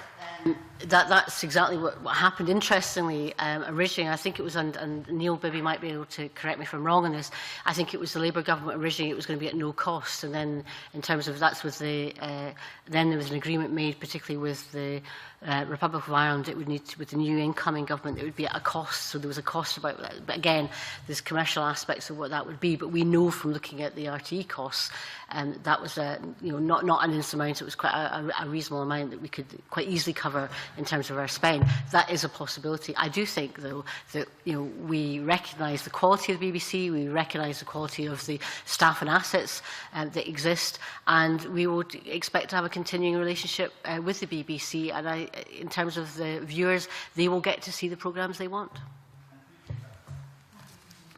A little bit confused, so I've got to seek clarification. In an independent Scotland, I would pay my licence fee to the Scottish Broadcasting Company. Who does it go?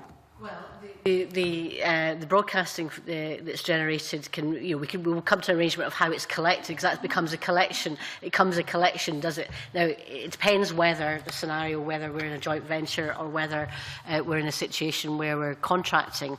In terms of your licence fee, that income would come to Scotland, to the broadcasting company in Scotland. And then, how do I manage to watch the BBC if that's what I want to do?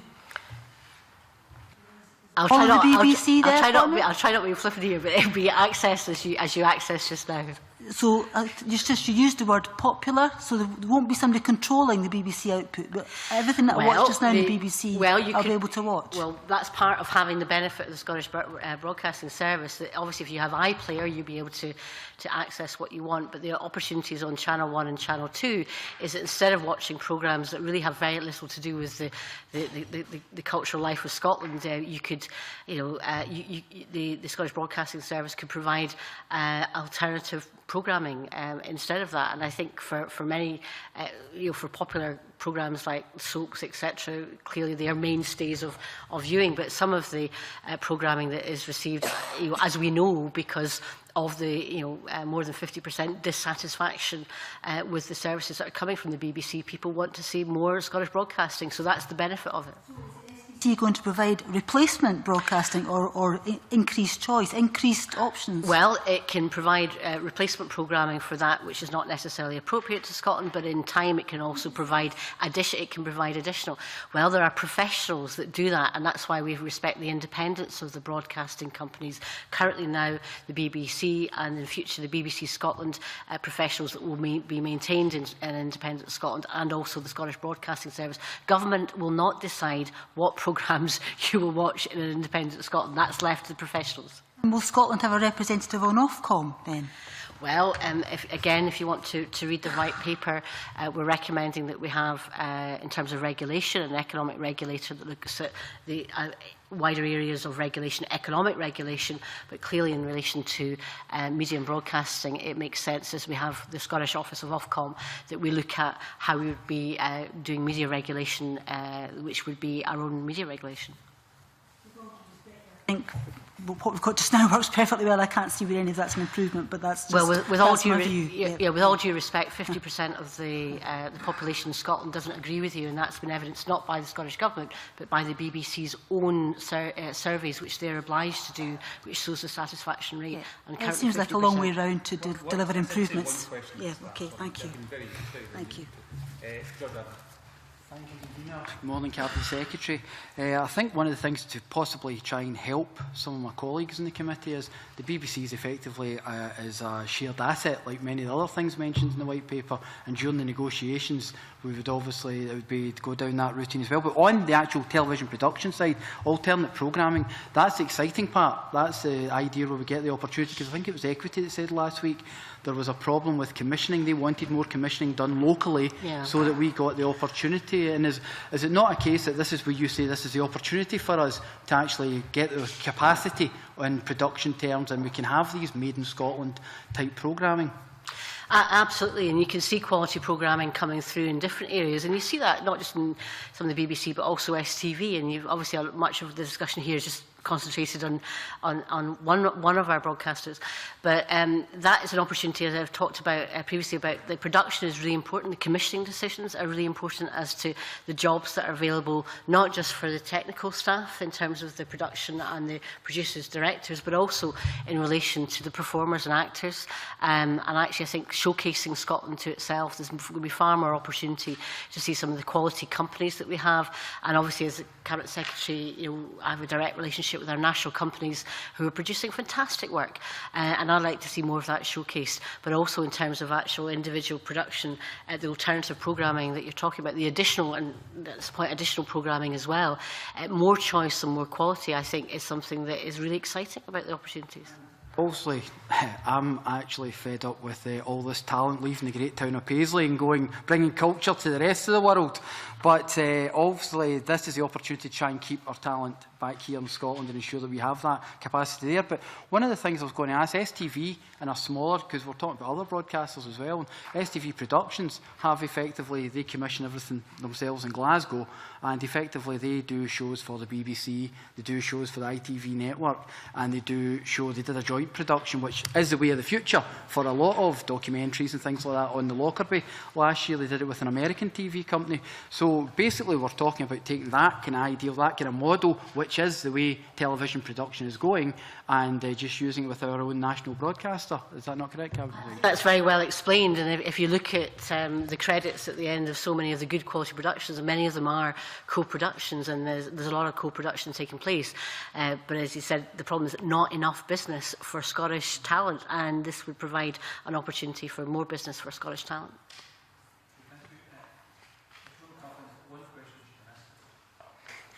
Yeah, my colleague George Adam made the point about BBC being a shared asset, and you've quite rightly talked about the 320 million annual contribution to the licence fee. But I guess in the context of the shared asset, you're looking at a cumulative investment by Scottish licence fee payers in the BBC, which would fund things like the iPlayer and things like that. And I suppose that would be your approach to negotiations, that we've already paid into this shared asset. So the idea that some of our colleagues have suggested that we wouldn't have any claim to any of it is really nonsense, isn't it? Yeah, I agree, and a lot of the income stream will come from accumulated assets of programmes that have already been made, which continue to make generate an income, and Scotland has invested in that, and that's a shared asset as well. So in the here and now, it's your licence fee as of now, but also it's the built-up shared assets as well. This morning and giving your time to us, and I will suspend briefly while we change over.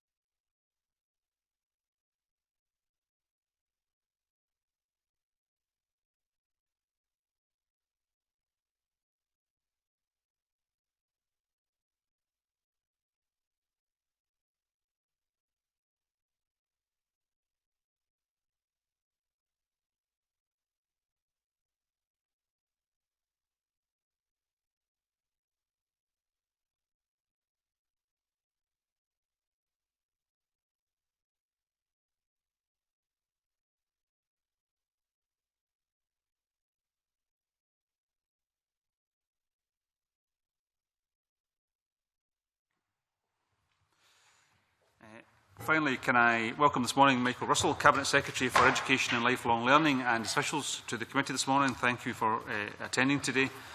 We intend to try and cover topics of higher and further education and, of course, early years and childcare, if at all possible.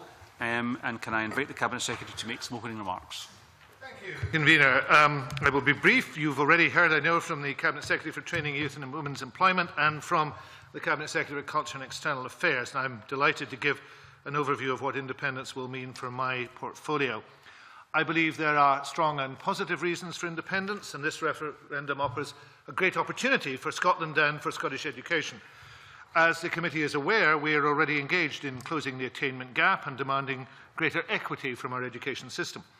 At the same time, we are creating opportunities for people to deliver skills in our colleges and encouraging excellence and ambition in our universities.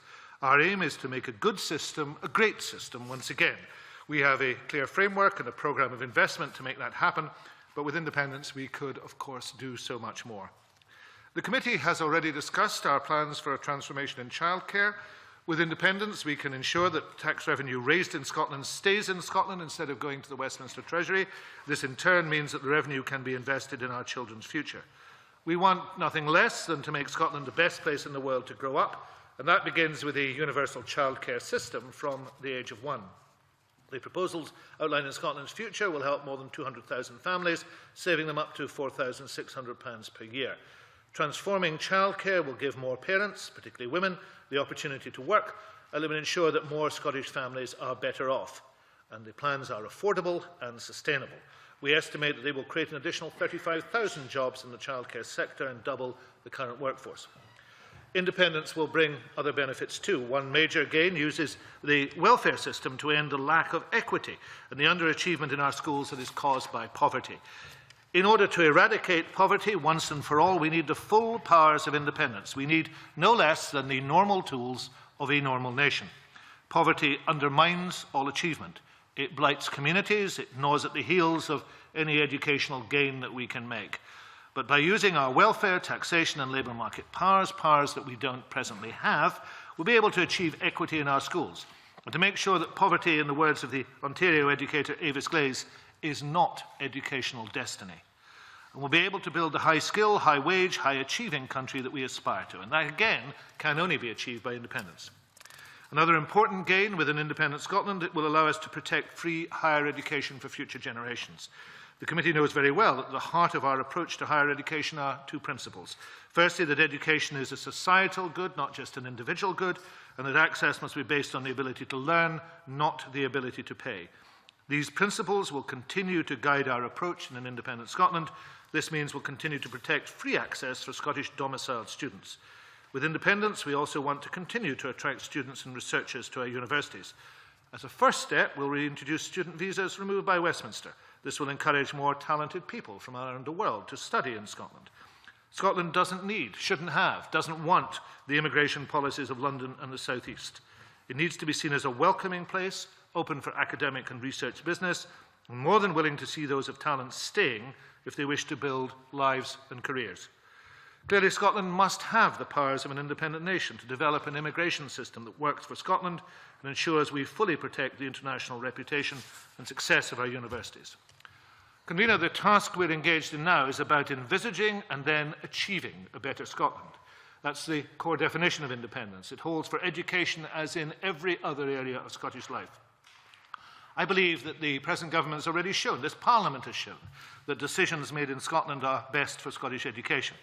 I believe that a Scotland in full control of its own powers and resources, and independent Scotland, will bring even greater benefits to children in their early years, to our schools, to our colleges, to our universities, to learners at every stage of their lives. And I welcome questions from the committee on those and no doubt many other points.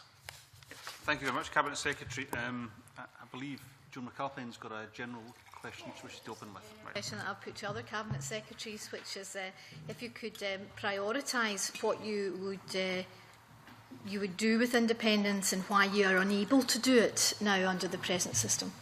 Well, there are a number of areas, but let me just put two of them in focus. One is transformational childcare.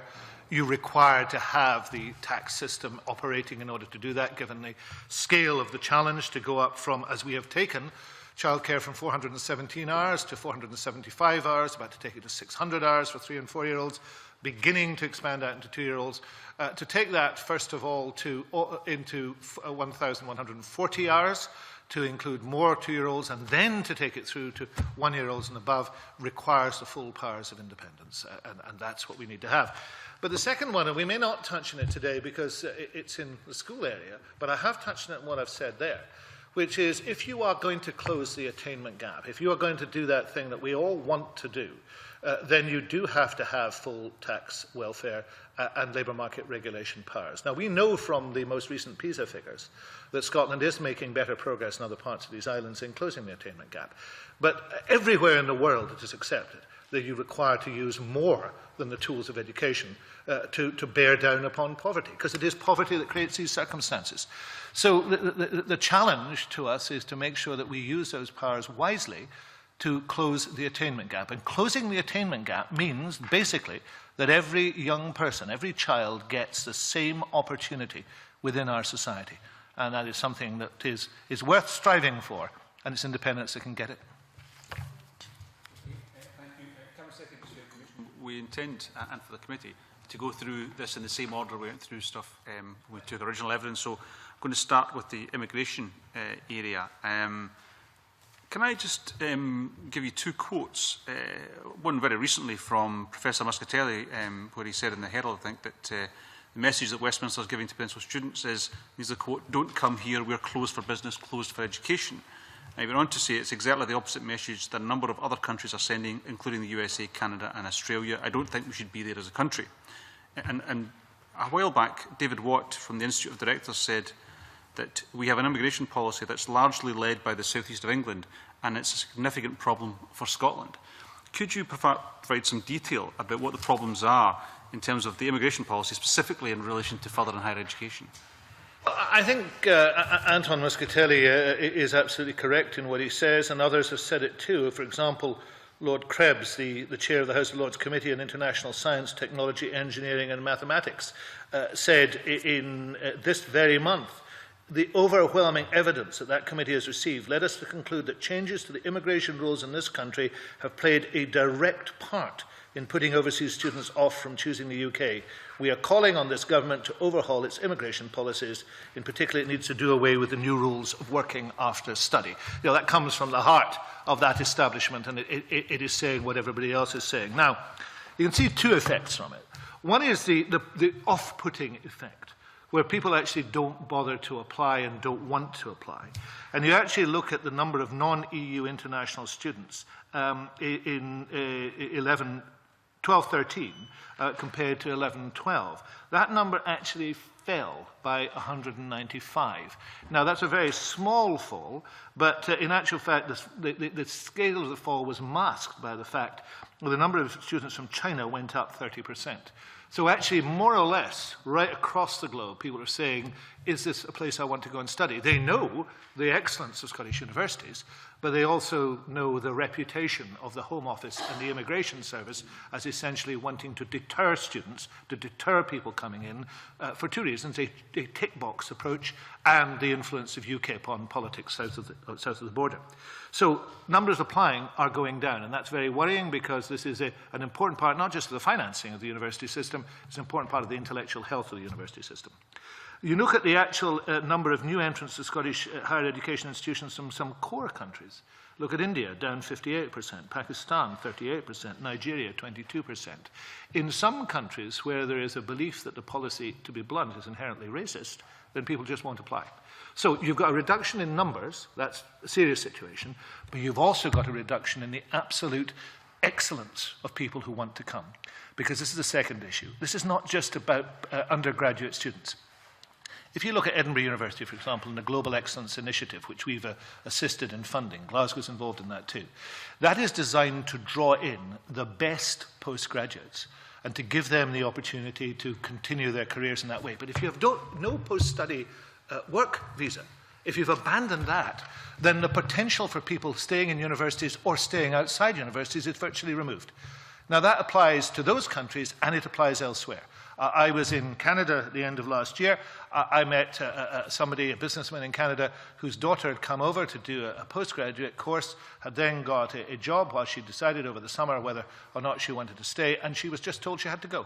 I mean, no ifs, no buts, just away. That's the wrong thing to do. It caused offence there. It was needless, and it was simply a tick box. So this is damaging. Everybody knows it's damaging. The university vice-chancellors have been... colleges are very concerned about it because of a problem of college recruitment. Other countries' numbers are actually rising, and our numbers are falling. And that shows how damaging this policy is, and it should stop. And the only way, in my view, you'll get it to stop, because regrettably, although Labour talks a game on this, they don't tend to deliver on this in terms of how we change this. We change it by independence. Liam MacArthur. Very much. Can I restate my support for the notion that UK immigration policy needs to change, but could I perhaps invite the Cabinet Secretary to observe the figures that we got from HESA in terms of international students in 2008-9, it was 23,960, in 2012-13 it was 28,305, and indeed in 2010-11 it was 27,880. So while I would accept that there are damaging effects to this, reputationally and practically, there are also risks in declaring that figures are going down. There's a reduction in numbers, where I would accept that there is perhaps an argument to be made is that the increase since 2010-11 has not been as high as it otherwise would have been, and that is regrettable. I think there is now a noticeable decline in it. Some of it's being masked by one significant increase from China. But Pete Downes gave the committee evidence, and I accept Liam MacArthur's bona fides on this entirely. I entirely accept that he agrees that this should change. But Pete Downes pointed out that there's been a growth in overseas student numbers in Canada, the United States and Australia over the past 4 years. Now, you would ask yourselves, why hasn't there been a concomitant growth in this country? And in actual fact, in terms of excellence of Scottish universities, if anything, I think our excellence is better known now than it was then. So it's likely to be, the reason is the migration policies. Now, Australia suffered from this some time ago. There was a dip in Australian figures when the policy was seen to be anti-migration. And I spoke a couple of years ago at an event organised by the Australian incoming organisation that deals with incoming students. And it was quite obvious. They'd recognised this problem. They knew it was a problem. And they had to resolve it. We're doing nothing to resolve it. Quite the reverse, in actual fact. Justification is given about bogus student numbers. The issue on bogus student numbers, which I thought Pete Downes also answered extremely well at the committee, it does not lie at the door of universities, and it certainly doesn't lie at the door of Scottish universities. Again, I would contrast what you've just said in terms of the suggestion that things are getting worse with the evidence we took from Alistair Sim, not as part of this particular evidence procedure, but when we visited this previously, where he said there had been concessions made and improvements made, but which I think probably everybody on this committee would accept had not gone far enough. So again, I think that's perhaps a false characterisation of the situation. In terms of where we go from here, is there not a risk that the wider the variation in terms of immigration policy in an independent Scotland and the rest of the UK is the less sustainable it is to argue that that integrated network of how higher education works within the UK at present and more widely can be sustained? That if you have a radically different approach to immigration north of the border, than having the integrated higher education system that we have at the moment, it cannot be sustained. And actually some of the attractiveness of people coming to Scottish universities is in part their ability then to take up positions or further their studies across the UK. I think that there's no evidence of that in the slightest. The evidence is that the really successful higher education system in Scotland, which is the highest performing education system in the world, is being badly damaged by a wrong-headed and I think malicious immigration policy being run from south of the border. Immigration policy that was at variance to the UK's immigration policy, that simply it would be business as usual in terms of the way in which students and indeed anybody else would then operate, would be able to, it would be better than business travel as usual around the UK. Yes, well indeed. I mean, there's a lot of hot air on this one. Let me cut to the quick. The argument is you can't have a separate migration policy if you're part of a common travel area. Well, the people would know would be the Irish Let me quote the Irish Department of Justice in the Scotsman, the 24th of January 2014. The Common Travel Area in no way alters our control over immigration or visa matters and who can and cannot enter or reside in Ireland. You know, this is a can I finish? This is a canard. It is simply not true. And having a Scottish migration policy that allows Scottish universities to attract the best talent from overseas will be positively beneficial for Scotland and for Scottish higher education. There is no evidence of any sort to the contrary, and the evidence that comes from university principals themselves to this committee says as much. If there are no other questions on immigration, you do have one then, Mary? Okay.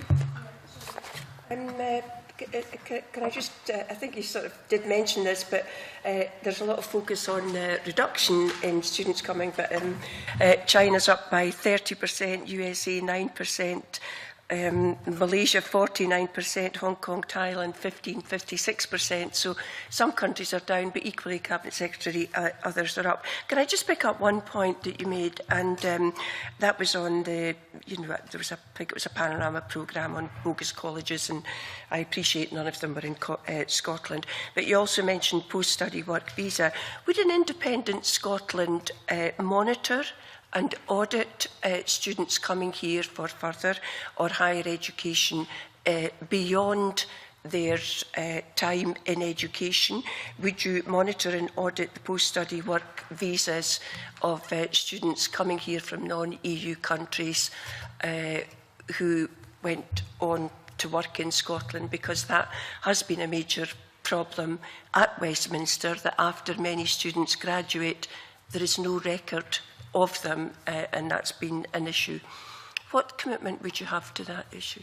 Well, before I answer that, and I'm happy to answer it, let just be made clear that I think there was considerable strength to the evidence that was given in response to your questions about bogus student numbers, both in terms of Pete Downs' evidence and also, as you yourself admit, no evidence that that existed in Scotland, that abuse, and also to make it clear, and I think Gordon Maloney did it from memory in the National Union of Students, that this is a little bit of a tactic in the view of many of us to try and justify a policy which is inherently wrong. That having been said, I'm happy to say to Mary Scanlon that no country should fail to monitor what the situation is, and I can't imagine that independent Scotland would fail to monitor it. But it would do so with the view, and this is the difference, the positive view of the benefits of migration, not the negative view, not the UKIP view, not the view that we're seeing plastered over posters, European election posters by UKIP, not the view that regrettably some parts, and I'm sure Mary Scanlon is not one of them, of the Conservative Party are taking, even some parts of the Labour Party are taking. It is to be a positive view of the benefits of migration. And if your policy is based upon that positive view, then I think people will be treated better and be happier to come here and to contribute their very considerable skills and resources. As an ex-lecturer myself, I always welcome the input from students from other countries. I think it was beneficial not only to them but everyone else in the class. But could I just say that would there be any difficulties in an independent Scotland if someone does come here for 4 years of study, if they then wished to go and work in England? Would that be a problem, given that there would be two separate immigration policies and border controls? I can't answer for the authorities of a rest of the UK after independence. That would be their decision. But I hope that they might take an enlightened leaf out of our book and say and recognise the positive benefits of having such students. But that would be a matter for them. I can only answer for what I believe would take place in independent Scotland.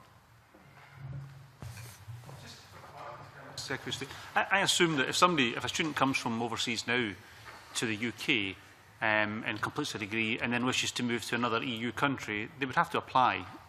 I mean, it would be exactly the same, would it not?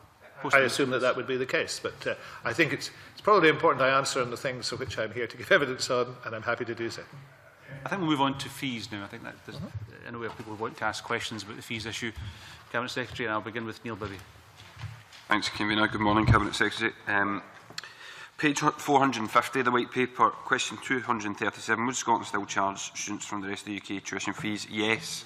Question 240, will students from parts of the EU other than the rest of the UK pay tuition fees. Students from other parts of the EU have the same right of access to education as home students. It goes on, this will remain the case with independence. However, Article 18 of the Treaty of the Functioning European Union says any discrimination on the grounds of nationality shall be prohibited. Your policy, according to the Article 18 of the Treaty of the European Union, is discriminatory and illegal, is it not? First of all, offer my congratulations on your recent wedding.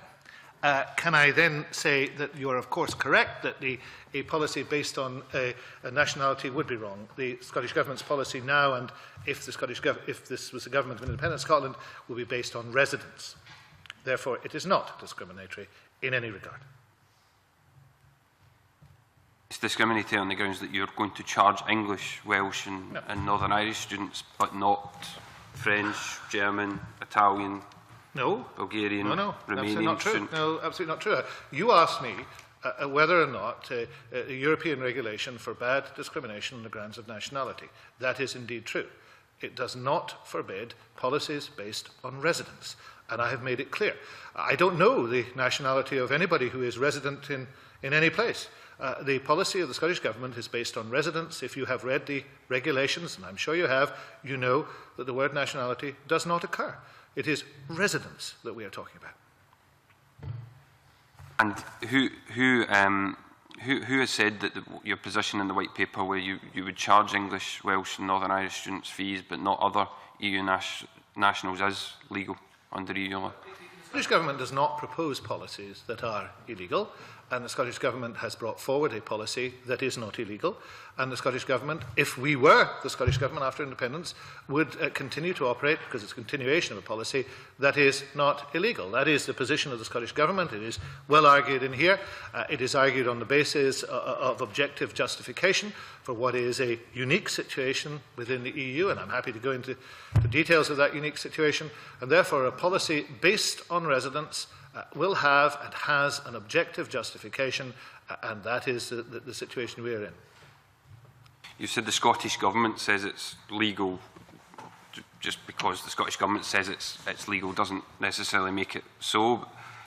Who else, backing up your policy in the White Paper, who backs up the policy? If Mr Bibby says it isn't legal, that also doesn't make it so. The reality of the situation is the Scottish Government, as the legitimate government, is pursuing a policy that is legal. We have some record on this. I seem to remember that when I put forward the policy on fees that we're presently operating and wish to operate, I was told that it would be illegal, it would be challenged here, there and everywhere.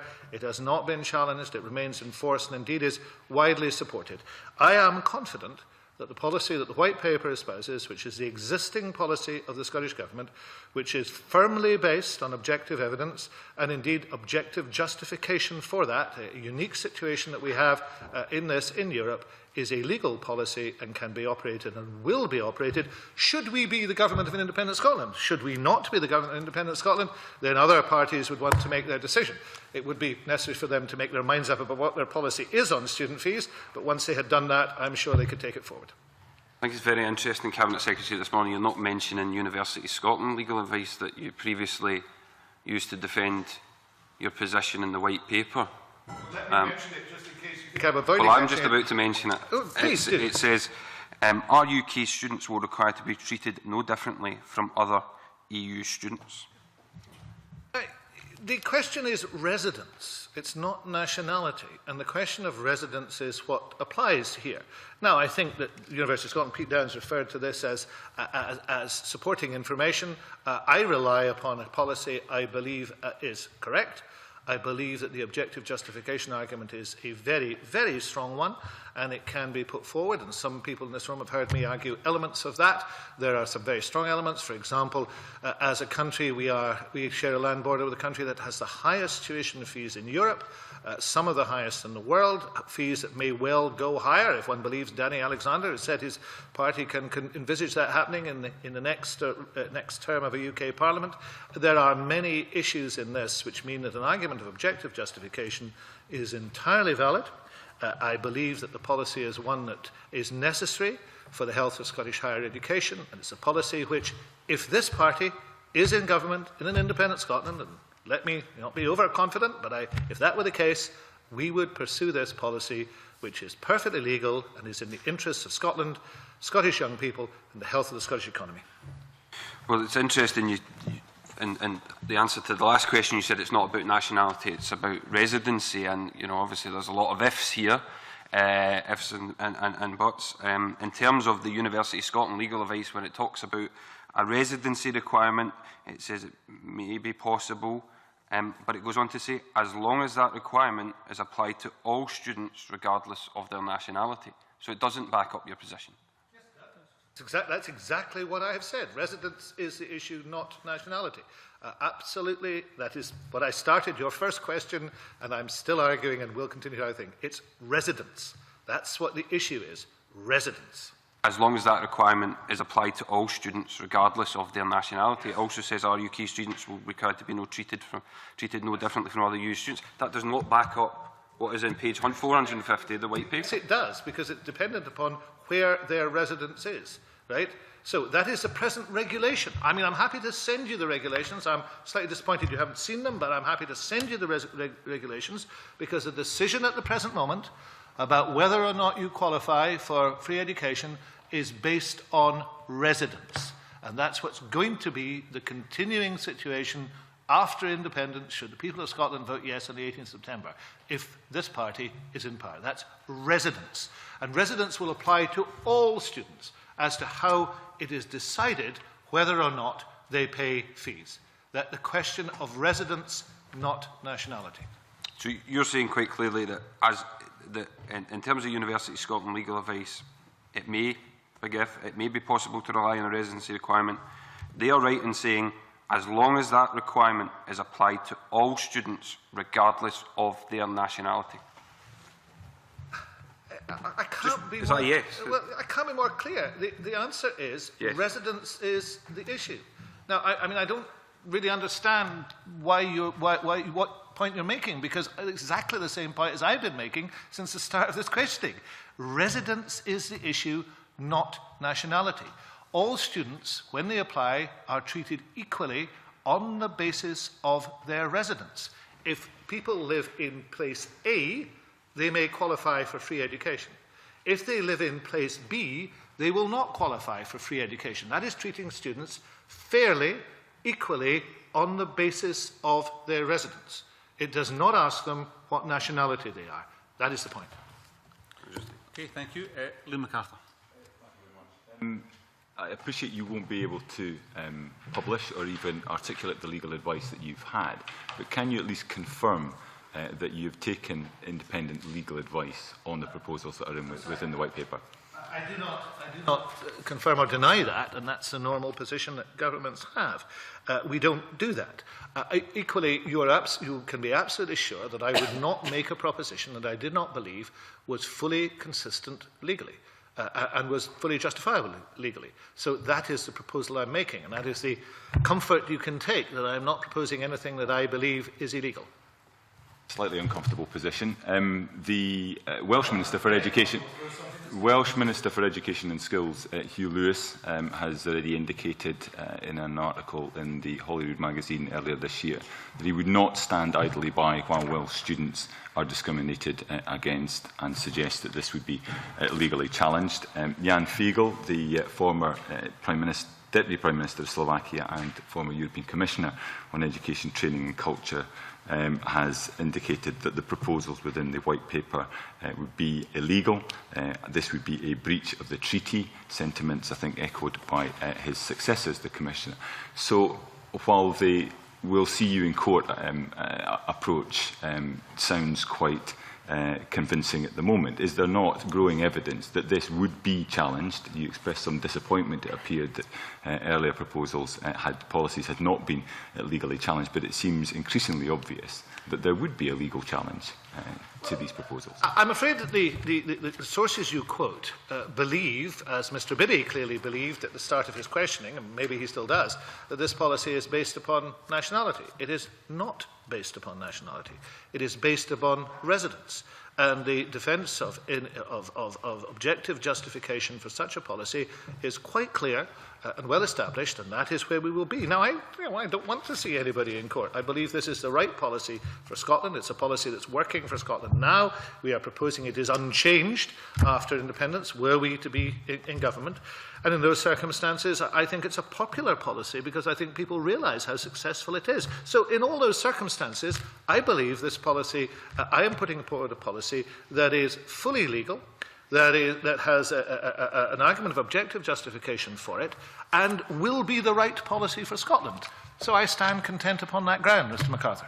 I think the Cabinet Secretary can probably rest assured that the Welsh Minister, the current and previous European Commissioners, will have considered your objective justification proposals in some detail before arriving at the conclusions they have, and yet still they conclude that they would be illegal and would be a breach of the treaty. I'm sorry, they are basing their arguments, and I understand it, because it's the same arguments Mr Bibby had. They're basing their arguments on an assumption that this is to do with nationality. It is not to do with nationality. It is to do with residence. Now, I think there are a range of good arguments that can be brought forward under objective justification, some of which I have mentioned, some of which I will no doubt eventually mention. But they are all there, they are all strong, and in these circumstances that is an entirely justifiable, in my view, legal policy which is beneficial for Scotland. Now, in those circumstances, I think I'm arguing not just what is the right policy, but is the policy that is the legal policy, and I will continue to do so. Arguments that you've been prosecuted. Sorry, okay. The same arguments that have been prosecuted by the Austrians in relation to Germany. They do not convince anybody, as far as I can tell, that they are unique, and yet they are still eliciting responses that suggest that they are illegal, and perhaps also go some way to explaining why, whereas in 2007 you indicated that you were going to negotiate some means of securing a charge on rest of EU students because of the cost burden to the Scottish Government, and yet we've seen little or no progress on that over the last 7 years. With the greatest respect, I don't think these are the same argument. You know, there are other cases in Europe that have elements of the argument, but I have to say that I think the Scottish argument, I've used this word before and I'm happy to use it again, is unique. It is also uniquely strong. I mean, the government of which your party is a member at Westminster has allowed the highest tuition fees in Europe to be imposed, and indeed they may well go higher. It doesn't seem to have been a successful policy either in terms of education or finance, but put that to one side.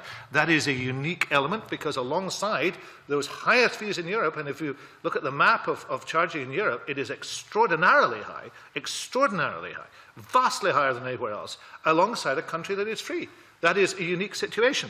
It's countries that study in the same language, there's an interchangeability of qualifications, there are issues of the economy that I have quoted elsewhere. The fact that the retention rate for Scottish graduates is much, much higher than the retention rate in the economy for graduates coming from elsewhere. That's another element. So I think I could spend most of the morning talking about the special circumstances, the unique nature of this argument, the legality of the argument, and the fact that it is the right policy for Scotland. And in all those circumstances, that is a policy which, if this party is the government of independent Scotland, that is the policy we intend to pursue because it is to the great benefit of Scottish university and Scottish higher education, unlike the wrong-headed policy being pursued by your party south of the border.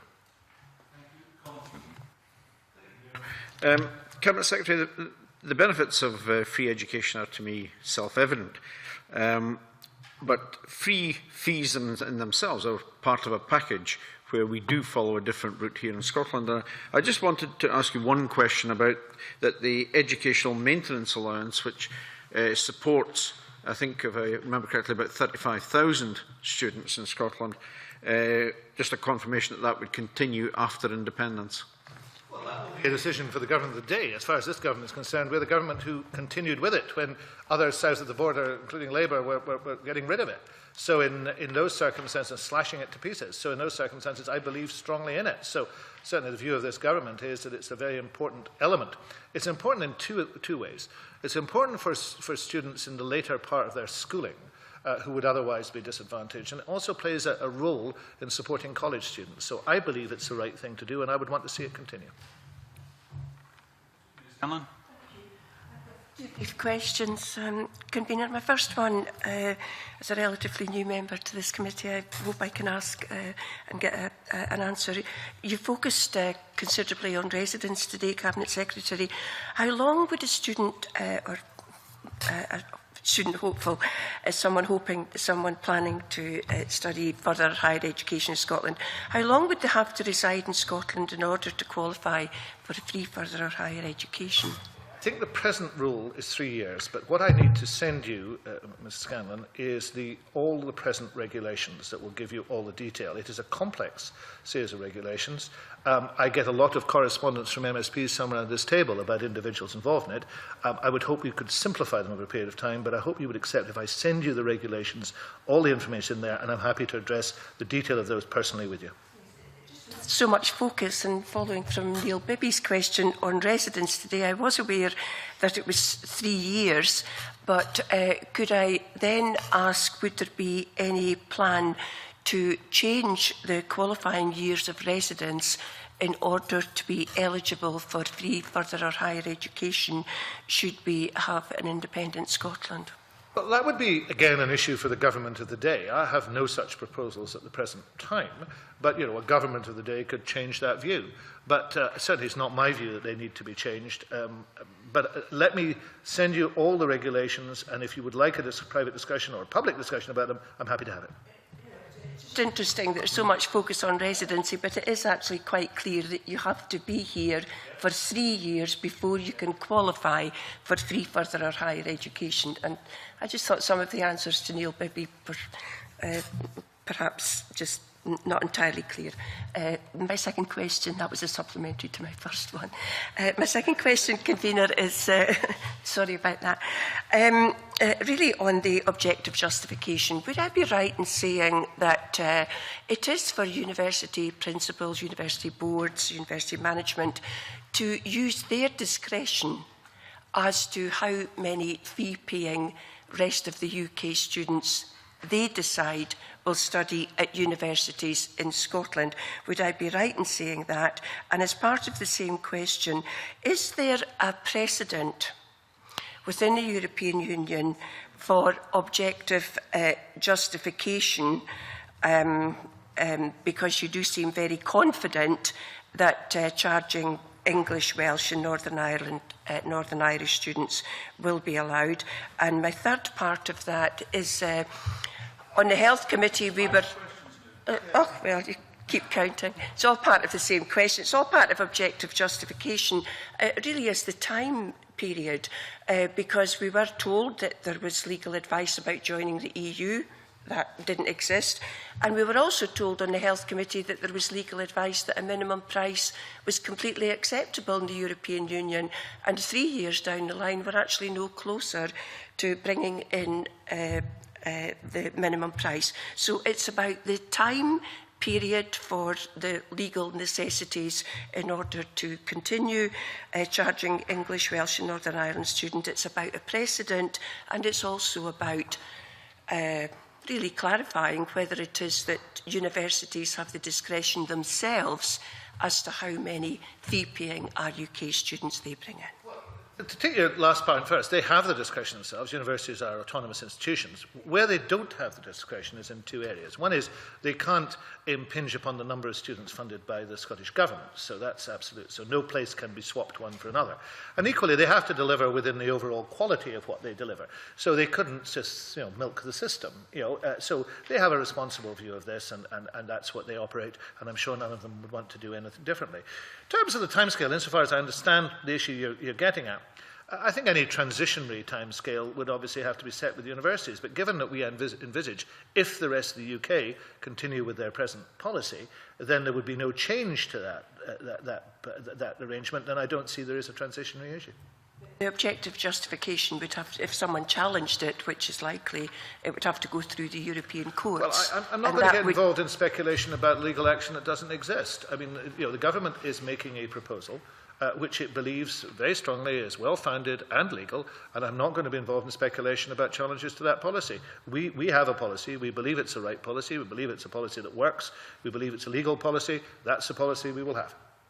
third one was precedent that hasn't been answered, Convener. Well, you're talking about precedent for legal cases. I'm not going to discuss the possibility of a legal case, but let it put it this way. Mr. MacArthur had raised Austria and Germany. There is the question of the so-called Bressol case, but I believe the Scottish case is uniquely strong, and that the objective justification will lean upon a whole range of issues which have not been considered in either of those cases, and therefore I think the Scottish case stands very strongly. But you know, we believe very strongly, I just want to repeat this, that this is the correct policy. It's right for Scotland, it's right for Scottish universities, it's right for Scottish young people, it provides equality of opportunity. We believe education should be based on the ability to learn, not ability to pay.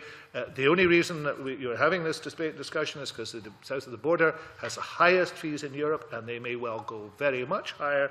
And in all those circumstances, we intend, if we are in the government of independent Scotland, and if we are not, and for example, if you were in the government of independent Scotland, then you might come to a different view.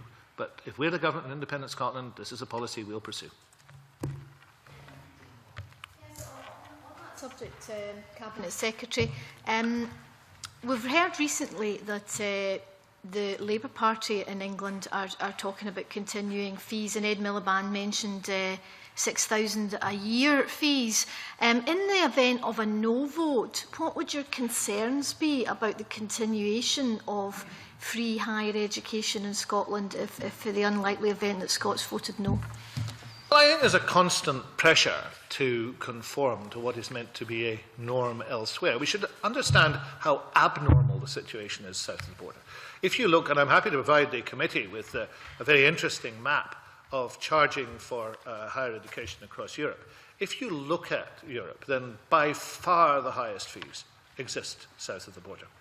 And if those were to go there, I think the Principal of Oxford talked about going to 16,000, you know, and I think that's frankly the start. Then what you've got here is, and there's a very interesting piece, I think, in the London Review of Books towards the end of last year about the real intention of this policy, of being a policy of privatisation of higher education, which can be, and sometimes is, very profitable for private institutions. In all those ways, then I think we would have a pressure upon us which would continue to mount, and given the control of the budget that happens from south of the border, might end up being irresistible, particularly if somebody other than the present government was in power. So I think the best guarantor of free education is independence, and the enshrining, and I am personally in favour of this, I've said this before this committee, the enshrining of the right to free education in a written Scottish constitution. I mean, we do see a real problem emerging south of the border. We should do our very, very best to make sure that we don't get mired in it ourselves. MacArthur. Thank you very much. We've understandably focused much of the attention on fees, but I think Colin Beattie was right in raising the wider aspects of student support, and he'll be aware of on fees specifically. Okay, yeah, no, that's fine. Cabinet Secretary, I just want to ask about the dropout rates from universities in Scotland, even allowing for the fact that tuition is free here. The level of dropout rates is quite concerning, and I'm wondering if you've got a view on what other factors might be at play in that 9% of entrants not completing their course. I think there's a number of factors. I think it's a very good question that you ask, and of course it's a concern in the college sector as well. Now, the college sector has shown some improvements in recent times, particularly in the last 2 years, by focusing very strongly on that issue and saying assisting students at the early stages of their study to get into the way of study, and assisting students often from backgrounds that haven't been used to study to make sure that they're supported in that way.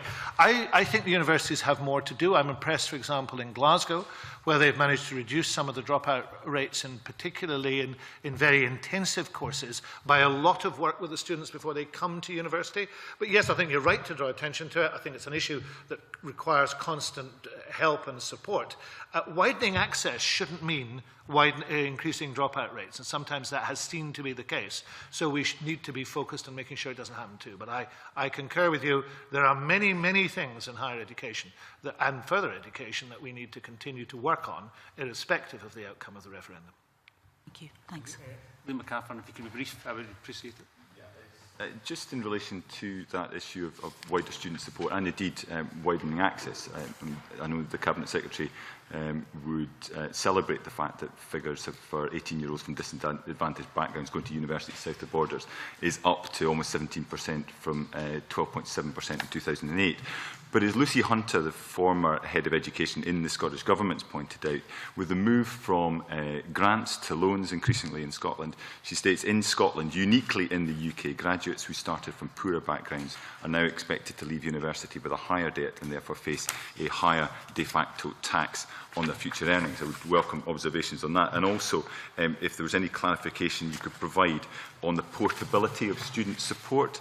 Currently, obviously, the funds raised from the UK tax base are retained within the UK. Were Scotland to go down the route of independence, that potentially could have a very real bearing on the student support for students from England, Wales, Northern Ireland, who may be looking to study in Scotland. Well, let me deal with Lucy Hunter Blackburn, who seems to return to this issue again and again. Let me make 2 points about her latest analysis. One, it does make a number of very broad assumptions. Example, it makes the assumption that the accrual of debt loan uptake in 2014-15 will be the maximum of each individual Scottish student's eligibility. That's not the case, not normally the case. But more seriously, her analysis fails to properly recognise anyway, the existence of free tuition. And that's a very considerable issue. That saves all Scottish domiciled students from having to pay sums of up to £9,000 per annum, unlike their counterparts in England, who have to pay that. And that is a debt burden. So that's a real saving that doesn't become a debt. And that needs to be factored in. Now, when I quote the NUS in August 2012 as saying the best support package in the whole of the UK, that's precisely the words that Lucy Hunter Blackburn seems to find difficulty in coping with. The best support package in the whole of the UK has to take account of the fact that there are not student fees being borrowed. Now, when you look at that in the package, then you suddenly realise that it is the best support package in the UK. And that's where it is. Now, you can't get round that. And I don't know why so much time is spent by some people trying to get round that. That's a fact. Well, I think the portability issue is easily dealt with. I mean, I'm quite certain that there are, as there are in other places, reciprocal and supportive arrangements. And I am keen that we continue to have the maximum students from all over the world studying in Scotland. I believe we have students from 180 of the world's 196 countries studying in Scotland. And I'm very keen that that continues. I'm quite sure mature, responsible, respectful relationships between the two countries will ensure that that continues to happen. And that's my objective. If I can move on to two areas I want to deal with pretty quickly, Cabinet Secretary. The first one was research. Could you outline for us the Scottish Government's proposal with regard to research funding post-independence? Clearly we had evidence from some three eminent sources on this subject when we took evidence on it here in committee. And there seemed to be a unanimity of view about a shared pooling of resources with regard to university funding research. What's the Scottish Government's view on that? Well, I can do no better than rely upon this excellent publication, which is free to people in Scotland if they choose to have a copy. Page 203, the paragraph towards the bottom of the page says, with independence, we intend to negotiate with the Westminster Government a fair funding formula for Scotland's contribution. This is to the Research Council throughout the UK, based on population share, but taking reasonable account of the fact that the amount of research funding received by Scottish institutions and research councils may reflect higher or lower levels of funding. So I think it's entirely clear our proposal is that we should remain within the UK research councils, but doing so on the basis of equity. The figures are actually quite interesting. If you take the figures, and of course these figures go up and down. It depends what year, what projects are being funded. If you take the figures, the 3 years 2010-11 to 2012-13, Scottish universities and research institutes secured about 10.6% of total research council spend.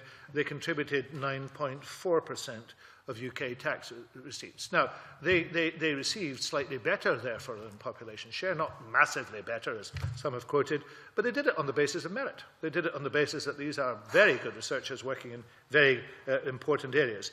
And we would expect that that merit would continue to shine through, I have to say. Okay, thank you very much. It seemed to be, me certainly in the evidence that was provided, again there was a unanimity of view that certainly at the moment the awards are done entirely on excellence and on merit.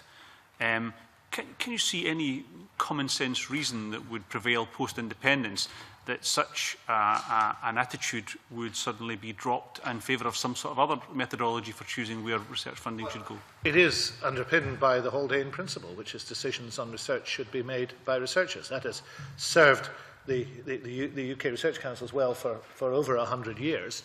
I think it's a principle that's applied universally, the Haldane principle, and I think therefore the Haldane principle should continue to be in existence. Thank you very much. A quick question from Liam and then we'll move on. I think what we heard was not unanimity around the fact that it would continue, but the desirability of it continuing. I think that was perfectly understandable. We also heard that there was no international precedent for a research cooperation or pooling on this scale, and I think what was suggested was this would be subject to negotiation and against the backdrop of no precedent. I don't think anybody would doubt the excellence of our universities, but by that token, one would almost expect Scottish universities to be securing research funding from other countries at a kind of appropriate levels as well, and we're not seeing any evidence of that. So it's difficult to see how through those negotiations we could secure as good, if not better, deal than we're currently getting through the Research Council at the current time. I have to say that in terms of international funding, you're not entirely correct. Since 2007, for example, Scottish HEIs and research institutions have secured €505 million from the EU's Framework Programme 7. So, national countries research program. Well, we would be within the EU, my point is made, you know.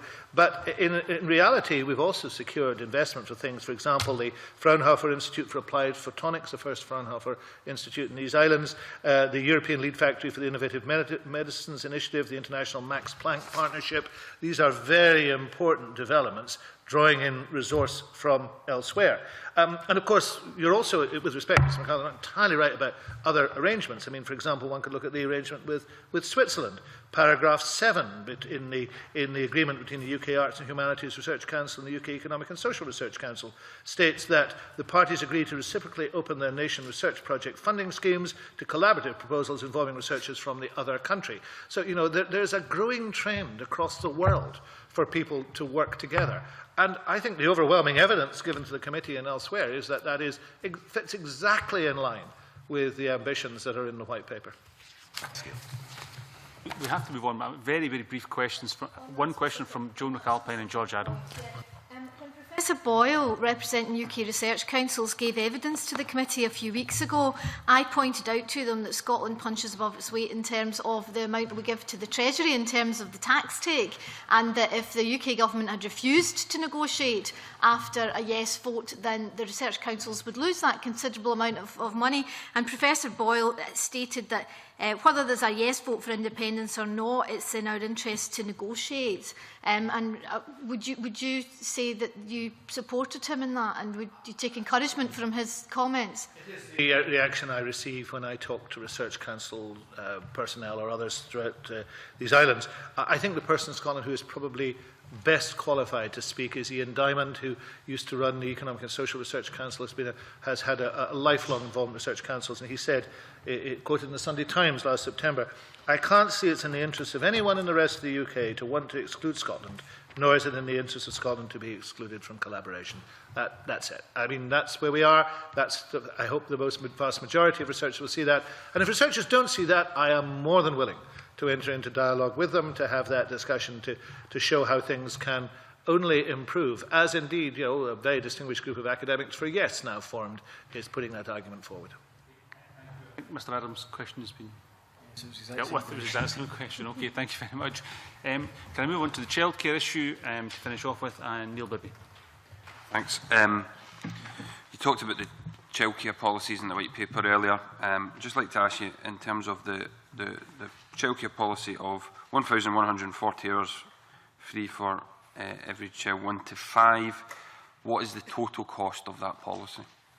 The White Paper, as you've read it, you're familiar with what the White Paper says. Let me refresh your memory. In the first budget after independence, we'll commit £100 million to extend the 600 hours of childcare a year to nearly half of Scotland's 2-year-olds. By the end of the first Parliament, these 2-year-olds and all 3- and 4-year-olds will be entitled to 1,140 hours. Very big increase from the 417 that we inherited in 2007, 1,140 hours a year with a further investment of 600 million. And in the longer term, we plan to provide 1,140 hours of childcare a year to all children from age 1 to starting school, broadly the same number as they have now. What we'll do is, during the first Parliament, when we're spending the 700 million, then we'll spend time modelling the remainder of the project, using international best practice, using the lessons we learned from that in order to complete the task. So you can't tell me what the total cost of your childcare policies is? I've told you that we will spend £700 million to take that policy to 1,140 hours for all 3- and 4-year-olds and for half of Scotland's 2-year-olds. I've also told you a responsible thing, considering we're talking about the next phase starting in 2020. We will then look at how we complete that project in the second term of an independent Parliament. Were we elected, of course, to be government in that second term, then we'll spend our time making sure that that is done most effectively and efficiently to finish the job. I think the responsible thing is to cost your policies in the White Paper, and you haven't done that. You haven't told us what the total cost of your childcare policies are. Taking, perhaps not rising to the irony of being advised by a Labour member to cost my policies, can I simply say that I think that the responsible thing to do is to get on and do this. Now, we've shown our bona fides in this. We have increased significantly the childcare in our terms as a government. We are about to do so again, I think in a very significant way, with the collaboration and help of Willie Rennie and the Liberal Democrats. We'll take this forward the next stage after independence, should the people of Scotland vote yes, on a policy that is inspired by the late Ailsa Mackay, who was passionate about this policy, a policy that all of us believe will be transformational and which is costed in the next term so that we can continue to roll it out. I think that's a policy, actually, that's pretty much worthy of support across the chamber, and I'd hope we might get it. You do lecture opposition parties on costing their policies. You might want to cost your own. How is this? Spice have estimated that the total cost of your policy could be £1.2 billion, could be higher, could be £1.5 billion. How is this? It's in the Spice paper, £1.2 billion estimate of your childcare policies. How is the policy going to be paid for, Cabinet Secretary? How are you going to pay? Where did you get £1.5 billion? I mean, the Spice figure says... £1.2 billion, it could be as high as 1.5. You mentioned 1.5. Where did you get that figure from? It's in the Spice paper. It could be as high as 1.5 billion. £1.2 billion is the Spice estimate. It's on paragraph 4. As far as it's concerned, the Spice estimate is a Spice estimate. Childcare will be paid for, as we've indicated, out of taxation. That's the right way to pay for childcare. Now, we've indicated that you start that process by ensuring that you have some money from other things. For example, we might not waste money on weapons of mass destruction, something I would have hoped by have support of people like yourself, Mr. Pibby. So we won't waste that money. We'll get that policy started, and then we'll continue to grow it by taking the tax revenue that you will get from an increased workforce, and particularly increased female participation in the workforce, which we need to have. Now, you couldn't do that under the present constitutional arrangements, because that money that was coming from that expansion would be going straight to Westminster to pay for weapons of mass destruction. So in those circumstances, I prefer bairns rather than bombs, so we'll get it started, we'll pay for it out of taxation, and we'll continue to build it. I can't see why you would disagree with that. I'm asking simple questions. I'm asking how you'll pay for your policy. £1.2 billion is a lot of money. You're saying that will be paid out of taxation. You said that taxation isn't going to be increased. In fact, you're proposing tax cuts for big business and air passenger duty and all those things. How are you going to pay for a £1.2 billion policy? What's going to be cut Well, to pay for a £1.2 because we're getting the tax by definition, nothing's going to be cut because we're getting the tax. I'm sorry you don't understand this. Let's see if I can put it simply.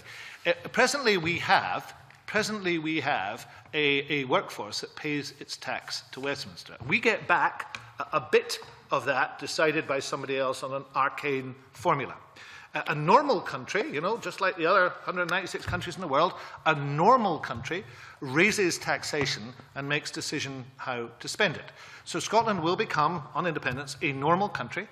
It will raise that money and it will make decisions about how it spends it. Now, one of the priorities that we have set is not to have nuclear weapons, not to have the Trident missile system, and there are other things we don't want to have either. What we will have is this transformational system of childcare. Now, we've shown in our white paper, in terms of the monies required in the first period, where it will come from and how it will be spent. And we've said in the second period, any additional monies that will be required to add to it, and we'll, during that period, estimate those, will be added to complete the task. Now, I would have hoped that you would want to support us in doing that. Let us assume either that you're in opposition or in government in independent Scotland. One way or the other, I would hope you want to do this transformation. And there you will have the choice of priorities.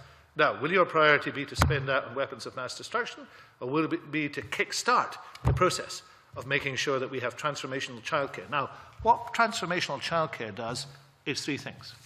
One is it does increase the health of your economy because it creates greater participation. We've shown, in actual fact, we can do a bit of that with devolution, but we can do more of that with independence. Secondly, what it does is it improves overall the welfare and nurture of children, and that's something we should all be concerned with. But thirdly, it has a long-term effect on the improvement of educational standards. And that's very interesting stuff. Some of the material that's now coming, for example, out of the OECD on PISA, shows that the educational attainment can be increased as a result of participation and intended participation in childcare. So this is a beneficial group of things which we're going to pay for out of childcare, kick-starting with some of the savings that we get as the benefits of independence. I think that's very clear.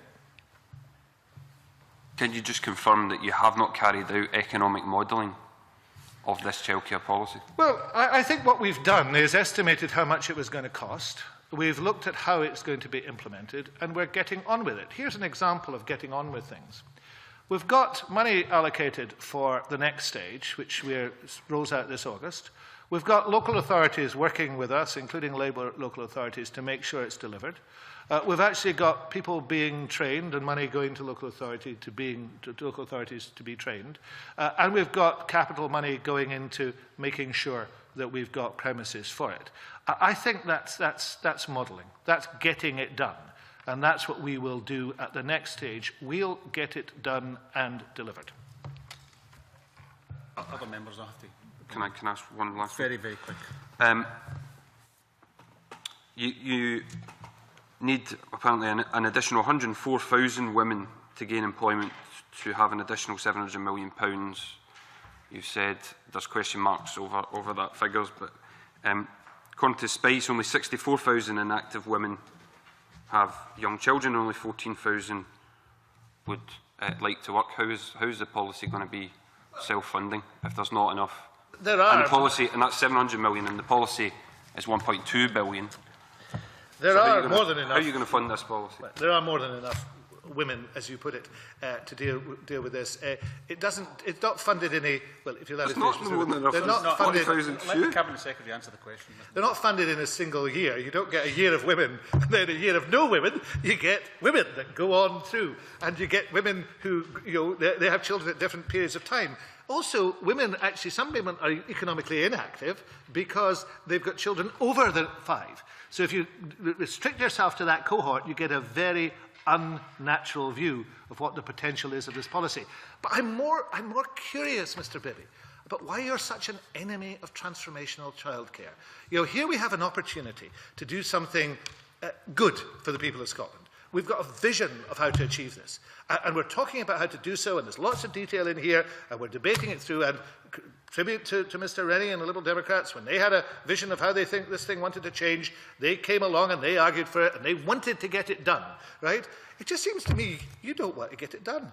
You're just throwing every obstacle in the possible way, in the way, and I think that's a bit strange, considering where you're coming from. I'm a supporter of more childcare. I'm an enemy of people saying anything Liam to get MacArthur. votes in a referendum. Liam MacArthur. Convener, yeah, I welcome your acknowledgement of the contribution that Willie Rennie and the party has made on this issue. We welcome the decision in January and are ambitious not just for implementing that, but for going further. And obviously some of the tax receipts that have been earned through the implementation of the 40% of childcare for those in disadvantaged 2-year-olds south of the border may have been going into such things as contributing to the UK Research Funding Council monies that we benefit from. But Jackie Brock, in her evidence to the committee, Children in Scotland, suggested that, and it refers back to Neil Bibby's earlier concerns about how the proposals in the White Paper would be paid for, suggests that countries with systems of high-quality universal provision, especially wraparound care, these are generally supported by higher levels of taxation. And it goes on to say, though it can provide huge dividends both socially and financially, a point that I think you rightly referred to. Quality provision of both early learning and childcare cannot be provided on the cheap, and this needs to be a dimension to any realistic debate. And therefore, is there not a danger that in simply saying this is all self-financing, you're ignoring the evidence from the likes of Sweden and other areas where I think we would all acknowledge they've gone much further than we've gone to date, that those have, as a corollary, had higher levels of taxation factored in as part of the model? Jackie is quite right to raise these debates. I think, to be entirely fair to Jackie Brock, one should also quote her when she says of these proposals that they are really exciting. We call them a game changer. You know, she's very positive about these proposals. And it's quite right to have a debate about it. We believe these policies, these proposals are quite clear in terms of how they can be funded. We've made that absolutely clear how they can be funded. And we believe increasing female participation is a very important part of that. But of course there will be debates about it. The important thing is to get behind it and to make sure it happens, because nobody will be, it will be to nobody's benefit if in actual fact we spend our entire time saying, oh, we can't afford it, oh, we'll not be able to do this. If we spend our time on that, we won't get it happening. So let's get behind it. And the way we get behind it, I have to say, and it's not a surprise to you, the way we get behind it is to have the powers to do it, to have the tax powers, because quite certain is we couldn't get anywhere near it without tax powers. So what we need to do is to get the full powers, the normal powers of a normal nation to have transformational childcare. That is axiomatic. There's been no acknowledgement. I think Jackie Brock's absolutely right in saying that this has been a significant development from certainly what we were being told as a committee at the back end of last year. But actually the suggestion that these are self-financing through retention of tax receipts, when all the evidence internationally is that where countries have gone further, it has entailed higher levels of taxation, against a narrative in the White Paper that, as Neil Bibby indicated, where it mentions tax at all, is talking about tax reductions in corporation tax or reductions in air passenger duty. And indeed the Finance Secretary himself has indicated there will be no increase in personal taxation after independence under SNP. I dispute your points. I don't think all the evidence does show that. I think it is perfectly possible to envisage in what will be one of the world's richest nations, and I certainly don't accept the rhetoric that comes from Westminster, often led by Labour, that we're too poor and too wee to do any of these things. But what is absolutely true, Mr. MacArthur, is you can't even start on this unless you get independence. Because where we are now, we have worked very hard to get there, but to make this transformation, to have transformational childcare, you need to have the full fiscal powers of a normal nation.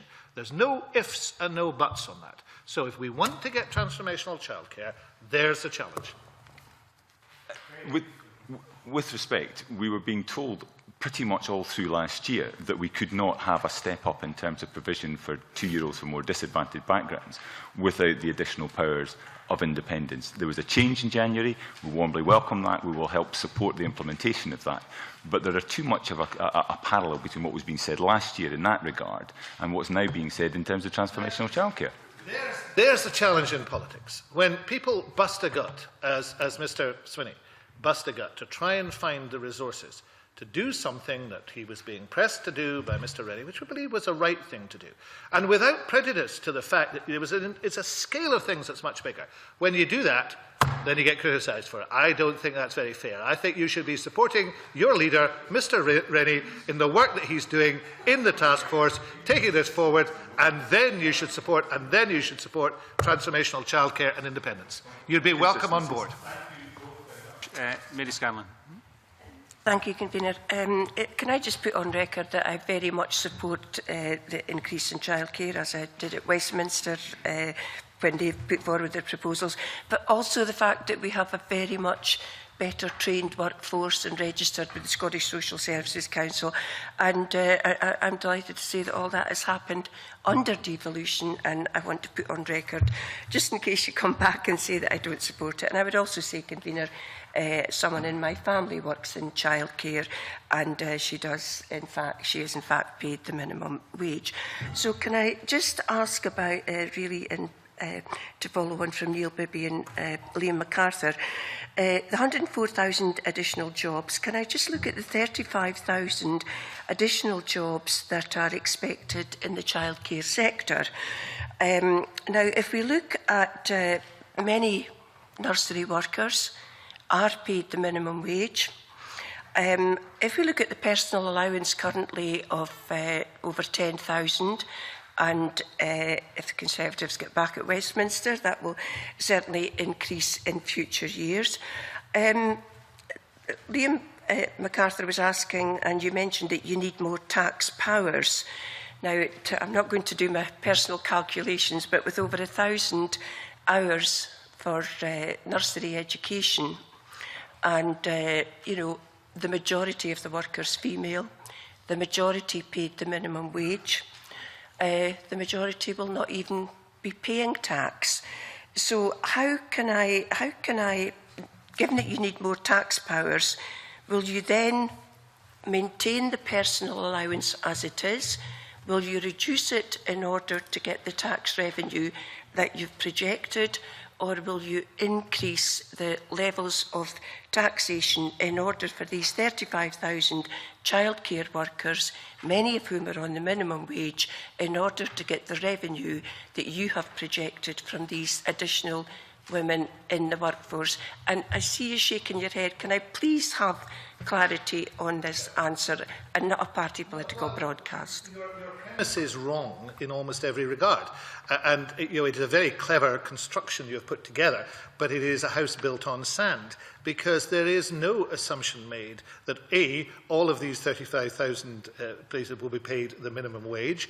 There's no assumption at all. Secondly, that everybody who benefits in this policy will go and work in childcare.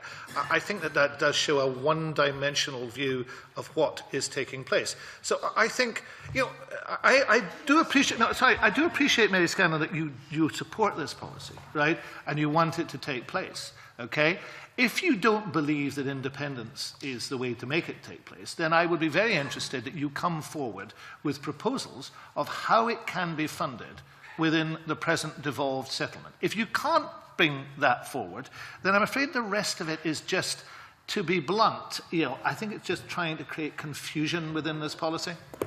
Answer questions. How many additional jobs in the childcare sector do you anticipate, given the increase to over 1,000 hours? Not all of those jobs necessarily come out of the 104,000. You're equating two sets of figures, right? No, you're equating two sets of figures, right, and trying to bring them together to say, essentially, that this policy doesn't add up. Now, this policy does add up. This policy is entirely clear.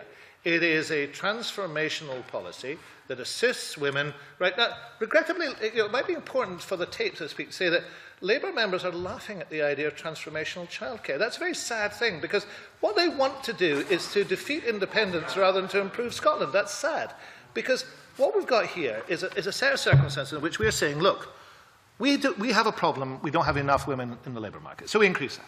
One of the ways to increase that, is an important way, is to have transformational childcare. But transformational childcare also does some very important other things. It increases nurture and caring opportunities, and it increases the intellectual capability of children as they go through the education system.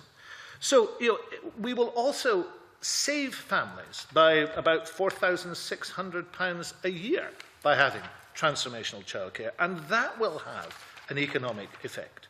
So the whole thing works together and produces the figures. Now, to try and deconstruct it and undermine it on the basis that we'll take a figure from here and a figure from there, and we'll try and say that you haven't worked this out, is the wrong thing to do.